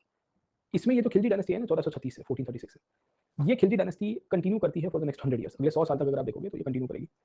और ये जो खिलजीज जो सेंट्रल इंडिया में मालवा में रूल करने आए, इनकी कन्फ्लिक्ट फिर गुजरात के साथ चालू रही, इनकी कन्फ्लिक्ट मेवाड़ के साथ चालू रही, इनकी कन्फ्लिक्ट खानदेश के साथ चालू रही, बिकॉज ये मालवा में थे तो इनकी कन्फ्लिक्ट दिल्ली के साथ भी रहेगी सर, समझे आप लोग, ठीक है? तो continuously they keep on fighting. Mewar में इनके कंटेम्परेरी थे, आप पकड़ने की कोशिश करोगे राणा संगा, तो उनके साथ ये फाइट करे। पहले राणा कुंभा हुआ करते थे, तो पहले राणा कुंभा के साथ फाइट किया इन्होंने सर। गुजरात में आप देखोगे तो इनकी संघर्ष चल रही है बहादुर शाह और उनके जनरेशन के साथ सर, तो कंटिन्यूसली इनके यहाँ पे आपको लड़ाई चलती रही। और जब ये लड़ाई चल रही है, कुछ जीत गए तो आर्ट फॉर्म बना दिया। अब मांडू और धार इनका दो मुख्य जगह थी सर, मांडू और धार में ही इनका डेवलपमेंट हो रहा था। तो मांडू को इन्होंने बेस बनाया था और मांडू के अंदर बहुत सारे आर्किटेक्चर मॉन्यूमेंट्स बनाने की शुरुआत की सर। ये कहानी करीबन 30-40-50 साल तक चलती रहेगी खिलजी में सर। इसमें पहला राजा आएगा महमूद खिलजी 1 और दूसरा राजा आएगा महमूद खिलजी 2 सर। महमूद खिलजी 2 का जो टाइम था वो आखिर का पीरियड आपको दिखेगा। आखिर का पीरियड इसके लिए दिखेगा क्योंकि by that time Malwa had become weak और बाबर आ चुका है भारत में। And in this period only you will find कि जब बाबर आ चुका है भारत में, 1530 का पीरियड है, 1528 का पीरियड है सर, है ना? तो बाबर कहता है कि मैं किसी को नहीं छोड़ूंगा। अब कंडीशन ऐसी हो गई थी कि मालवा और मेवाड़ जो इसके पहले फाइट कर रहे थे अंदर अंदर, अब बाबर के इन्वेजन के कारण इकट्ठे हो गए। इनके फोर फादर्स ने फाइट किया था against each other. Mahmud Khilji 1 and Kumbha had fight against each other. Rana Sangram Singh मतलब basically Rana Sanga and Mahmud Khilji 2 who is the next generation king of the Khiljis, they are coming together to fight against Babur, समझे आप? तो ये चीज दर्शाती है कि रीजनल पॉलिटिकल डायमेंशंस को आप थीम पकड़िए सर, है ना? उसकी बहुत बड़ा कमेंट में मत जाइए, कंफ्यूज हो जाओगे कि they are fighting amongst each other, they are also coming together whenever some adversary is being coming to attack over them, है ना? But somehow they could not manage it out. और because Babur का invasion Malwa के ऊपर इतना भारी रहा था, चंदेरी की लड़ाई अगर आपने देखा होगा, मेदिनी राय के सामने होती है, और उसके बाद ये खिलजी थोड़े कमजोर हुए तो गुजरात में बैठे हुए बहादुर शाह इसका फायदा उठाएंगे। वही बहादुर शाह जिनको पोर्चुगीज थोड़े साल के बाद फिर बूट से गिरा देते हैं सर। और ये जो मालवा की पूरी कहानी है वो 1530 के बाद या प्रिसाइसली आप पकड़ के चलिए 1531 के बाद एक बहुत बड़े क्वेश्चन मार्क में चली गई। तो क्वेश्चन मार्क में चलते चलते चलते 1561 तक आता है अकबर। अकबर कहता है कि जय बादशाह, गेटिंग पॉइंट। तो जो स्टेट 1406 में इंडिपेंडेंट हुआ उसको फाइनली खत्म कब कर दिया गया 1561 के अंदर। Again a story of 150 years जो हमने 5 मिनट के अंदर पॉलिटिकल हिस्ट्री के रूप में पढ़ लिया सर। समझे? हाँ, पिक्चर क्लियर हो गया सर? नहीं यार मैं नहीं पढ़ाऊंगा सर, ठीक है आप एक्सपेक्ट करोगे, आप किताब में स्किप कर सकते हो, आपको खाली थीम पता होनी चाहिए कि क्या क्या चीजें हुई है। क्यों मैं उसमें पढ़ाने जाऊंगा फिर हमारा मुगल अभी मेन पोर्शन बाकी है, थीम वाला सर वो रह जाएगा। प्रश्न नहीं आता है तो नहीं आता है, थीम पता होनी चाहिए कि क्या हुआ था, कौन सी डायनेस्टी कहाँ कहाँ फाइट कर रही है और फिर आखिर में कैसे इन लोग को स्वाहा कर दिया गया सर, खत्म कर दिया जाएगा।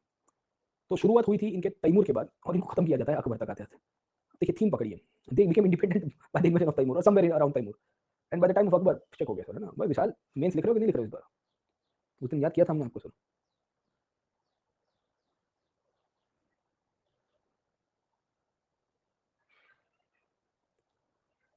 ठीक है विशाल कहाँ गया? मेंस लिख रहे हो आप इस बार? अच्छा ठीक है, तो हिस्ट्री ऑप्शनल है क्या आपका? तो फिर मीन्स यार हिस्ट्री ऑप्शनल की क्लास में क्या कर रहे हो यार? इतना गोल्डन गोल्डन टाइम है आपके जीवन का sir, it's good time for you sir, है ना? तो यार उसकी तैयारी करो, अपने अपने ऑप्शन की तैयारी करो सर, मोस्ट वेलकम है क्लास के अंदर। बट स्टिल है ना, अभी don't try to like no divert. अरे जीएस में भी नहीं आएगा ये सर, ठीक है? ये जीएस में, ये ऑप्शन में नहीं आता तो जीएस में कैसे आएगा? नहीं विशाल काफी टाइम के बाद मिला मेरे को सर, है ना? बीच में नहीं, हमारा संवाद नहीं हो रहा था उनके साथ सर, है ना? चलिए कोई बात नहीं, कोई चलो कोई दिक्कत नहीं सर, ठीक है? अब देखिए चले जाते हैं मालवा के लास्ट पार्ट के ऊपर, that is the architecture of Malwa sir, है ना? अब देखिए मालवा की अंदर आपको पहले दो मिलेगी, होशंग शाह की डायनेस्टी दिखेगी और दूसरी खिलजी डायनेस्टी दिखेगी सर, है ना? समझे आप लोग? सो मालवा के आर्ट फॉर्म की खासियत ये है कि मालवा आर्किटेक्चर के अंदर आपको एक तो होशंग शाह का डायनेस्टी का आर्किटेक्चर दिखता है, दूसरा खिलजीज का दिखेगा। ये खिलजीज में भी आप अलाउद्दीन खिलजी मत देखिएगा, पर महमूद खिलजी करके राजा, आपको इनकी कहानी पता होनी चाहिए सर, ठीक है? इनके द्वारा बहुत सारे आर्किटेक्चर के मॉन्यूमेंट्स बनवाए जाते हैं सर, ठीक है? कहाँ पे बनवाए जाते हैं तो लोकेशन आपको पता होनी चाहिए। द टू प्लेसेस, एक तो है Dhar which is in Mandu Madhya Pradesh and second one is Mandu, this is also Madhya Pradesh, ठीक है? कहीं पॉइंट। अब इसकी खासियत क्या थी, what is the significance of the architecture that was actually made by the Malwa architecture style sir, है ना? Getting point. तो इन्होंने धार मांडू चंदेरी के अंदर भी थोड़े बहुत मॉन्यूमेंट्स बनाए थे और आपको आइडिया रहना चाहिए कि इनके फीचर्स की खासियत क्या है। इनके फीचर्स में हम लोग लिखेंगे आर्किटेक्चर के अंदर कि इनके यहाँ पे भी तुगलक स्टाइल को रिफ्लेक्ट किया गया है। अब तुगलक स्टाइल का रिफ्लेक्शन का मतलब क्या है सर? तो मैंने आपको ऑलरेडी बता दिया है कि तुगलक स्टाइल के अंतर्गत बटरेस वॉल का यूज किया गया, बैटर्ड वॉल का, स्लोपिंग वॉल का, याद आया आपको सर? स्लोपिंग वॉल देखा है कि नहीं देखा आप सबने सर, ठीक है ना? यहाँ पे आपको दिख जाएगा सर, ये रहा है सर, ठीक है ना? Can you see the sloping wall? ये देखिए सर, बहुत बढ़िया सर, है ना? सीधी वॉल नहीं, ऐसी नहीं है सर, है ना? यूं है सर, गेटिंग पॉइंट, ओके? यहाँ पे है। दूसरा आप देखोगे कि आर्क एंड बीम का कॉम्बिनेशन दिया गया है, यहाँ पे लिंटल है, यहाँ पे बीम है, यहाँ पे आर्क है सर, है ना? Getting point. तो ये भी आपको दिखेगा, बहुत आर्टिस्टिक वे के अंदर बताने की कोशिश की गई। दूसरे इनके ज्यादातर मॉन्यूमेंट्स में आपको सीढ़ी दिखेगी सर, है ना? सीढ़ी नहीं है सर कहीं, हाँ ये रही sir, can see over here, सीढ़ी दिखेगी, लॉन्ग फ्लाइट अप्रोच दिखेगा सर, है ना? यहाँ से खड़े रहोगे ऐसा ऊपर चढ़ना पड़ेगा, थक जाओगे सर, है ना? भाई साहब मैं तो थक गया सर। ऊपर आपको छतरी आर्ट भी दिखता है, छतरी आर्ट इसके लिए दिखता है क्योंकि इनके पैलेसेस के अंदर राजपूत इन्फ्लुएंस भी आपको मिलता है लोकल इन्फ्लुएंस के रूप में, इसके लिए इनकी भी एक सिग्निफिकेंस दिखेगी। तीसरा, इनके यहाँ पे लार्ज विंडोज आपको दिख जाते हैं जो अनलाइक बाकी सारे आर्किटेक्चर की स्टाइल्स में हमको नहीं मिल रहे थे सर, गेटिंग पॉइंट, है ना? समझे? तो we had not seen this type of categorization into this point, है ना? समझे? So the stairs were used in the form of aesthetics, arch और पिलर्स का यूज किया गया है, लार्ज विंडोज का यूज किया गया है, इन्होंने बावड़ी बनाई है बहुत सारी जगह के ऊपर से, और बिल्डिंग को हमेशा ये भी प्लिंथ के ऊपर बनवाने की कोशिश करते थे सर, हो सके उतना सर, है ना? तो साइज के ऊपर, हाइट के ऊपर बनवाने की कोशिश करेंगे, स्लोपिंग वॉल का यूज करेंगे। इसमें खासियत आपको ये याद रखनी है इनके आर्किटेक्चर के स्टाइल की सर, है ना? इन्होंने मार्बल्स तो और स्टोन को तो कलरफुल यूज किया है, साथ ही साथ टाइल्स का भी यूज किया है, कलरफुल टाइल्स का, and they try to create a mixture of tiles, stone and the marbles, getting point. इन तीनों का मिक्सचर आपको दिखेगा इनके आर्किटेक्चर, जो नॉर्मली टाइल्स आर्किटेक्चर आपको कहीं पे नहीं मिलती है। अब आप देखिए, अभी तक हमने गुजरात पढ़ा, हमने दिल्ली सल्तनत को पूरा पढ़ लिया, but we have not seen the tile architecture. कभी पढ़ा आपने टाइल आर्किटेक्चर कहाँ कहाँ पे और है sir? But here in Mandu we do get instance of tiles architecture sir, जो एक नया डेवलपमेंट आपको मिलता है सर, ठीक? क्योंकि इनकी लोकल रीजनल इन्फ्लुएंस थी ना रीजनल आर्किटेक्चर की स्टाइल में, इसके लिए ये भी करने की कोशिश की जाती है सर, ठीक है ना? राजस्थान में नजदीक में थे, इसके लिए बावड़ी का यूज हुआ, स्टेपवेल्स कहते हैं जिसे हम लोग सर, वाटर कंजर्वेशन के लिए, ये भी खासियत थी। और बहुत सारे आपको मॉन्यूमेंट्स दिखेंगे, जैसे जमी मस्जिद है, शुरू हुआ था होशंग शाह के समय पे, खत्म किया महमूद खिलजी ने। कौन सा महमूद खिलजी? जो टॉपल करके 1436 में पावर के ऊपर आया है, होशंग शाह के लड़के को मार के आया था सर, ठीक है ना? फिर आपको हिंडोला महल, जहाज महल, होशंग शाह का मकबरा, बस बहादुर और रानी रूपमती का पैवेलियन सर, ठीक है? तो ऐसे बहुत सारे मॉन्यूमेंट्स दिखेंगे जो मालवा की खासियत है सर, ठीक है? Getting point. तो यू फाइंड कि ये कहानी आपको मिल जाएगी जो मकबरे के रूप में, पैलेसेस के रूप में, पर इसके फीचर्स आपको याद रखने चाहिए सर, ठीक है? गेटिंग। दूसरी, इनके समय पे भी राइटिंग की स्टाइल बनी। अब जैसे गुजरात में कुरान के वर्सेस को लिखने के लिए राजाओं ने तबारीख लिखवाई और फिर अलग अलग प्रकार के इंस्क्रिप्शन लिखवाए ना, वैसे मालवा में एक अलग प्रकार की इनफेक्ट डेवलपमेंट होती है जिसका नाम है इल्यूमिनेटेड मैन्युस्क्रिप्ट्स का use. What do mean by illuminated manuscripts? तो मालवा के जो शासक थे ना, उन्होंने ऐसे पेस्टल कलर्स का यूज किया है जिससे मैन्युस्क्रिप्ट थोड़ी चमकीली लगती है सर, गेटिंग पॉइंट, समझे? तो कहानी ये है कि हॉरिजॉन्टल फॉर्मेट में ये लोग लिखा करते थे सर, गेटिंग पॉइंट। एंड ये लोग यहाँ पे कुछ लिखते थे, उसके बाद फिर यहाँ पे एक फिगर आ जाती थी, फिर कुछ लिखते थे, फिर यहाँ पे कुछ फिगर आ जाती थी सर, है ना? समझे? फिर कुछ लिखते थे, फिर यहाँ फिगर आ जाएगी सर, है ना? ये जो इल्यूमिनेटेड मैन्युस्क्रिप्ट की जो स्टाइल है, ये नॉर्मली इंडिया में कभी होती नहीं थी लिखने के लिए चमकीले कलर्स का यूज करना सर। सो ऐसा कहा जाता है कि इनके द्वारा जो इलस्ट्रेशंस दिए गए हैं और जो इल्यूमिनेशन बेस्ड कलर्स का यूज किया, पर्शियन आर्ट की खासियत है, क्योंकि ये ईरान में बहुत होते थे। शिराज अगर आपको पता होगा, Shiraz is known as the place जहाँ पे कल्चरल डेवलपमेंट बहुत हुई ईरान में, तो वैसी बनाने की कोशिश की गई है मिनिएचर आर्ट फॉर्म के थ्रू। तो लिखते थे, उसके बाद पेंटिंग आता था, लिखते थे, फिर पेंटिंग आता था, लिखते थे, फिर पेंटिंग आता था।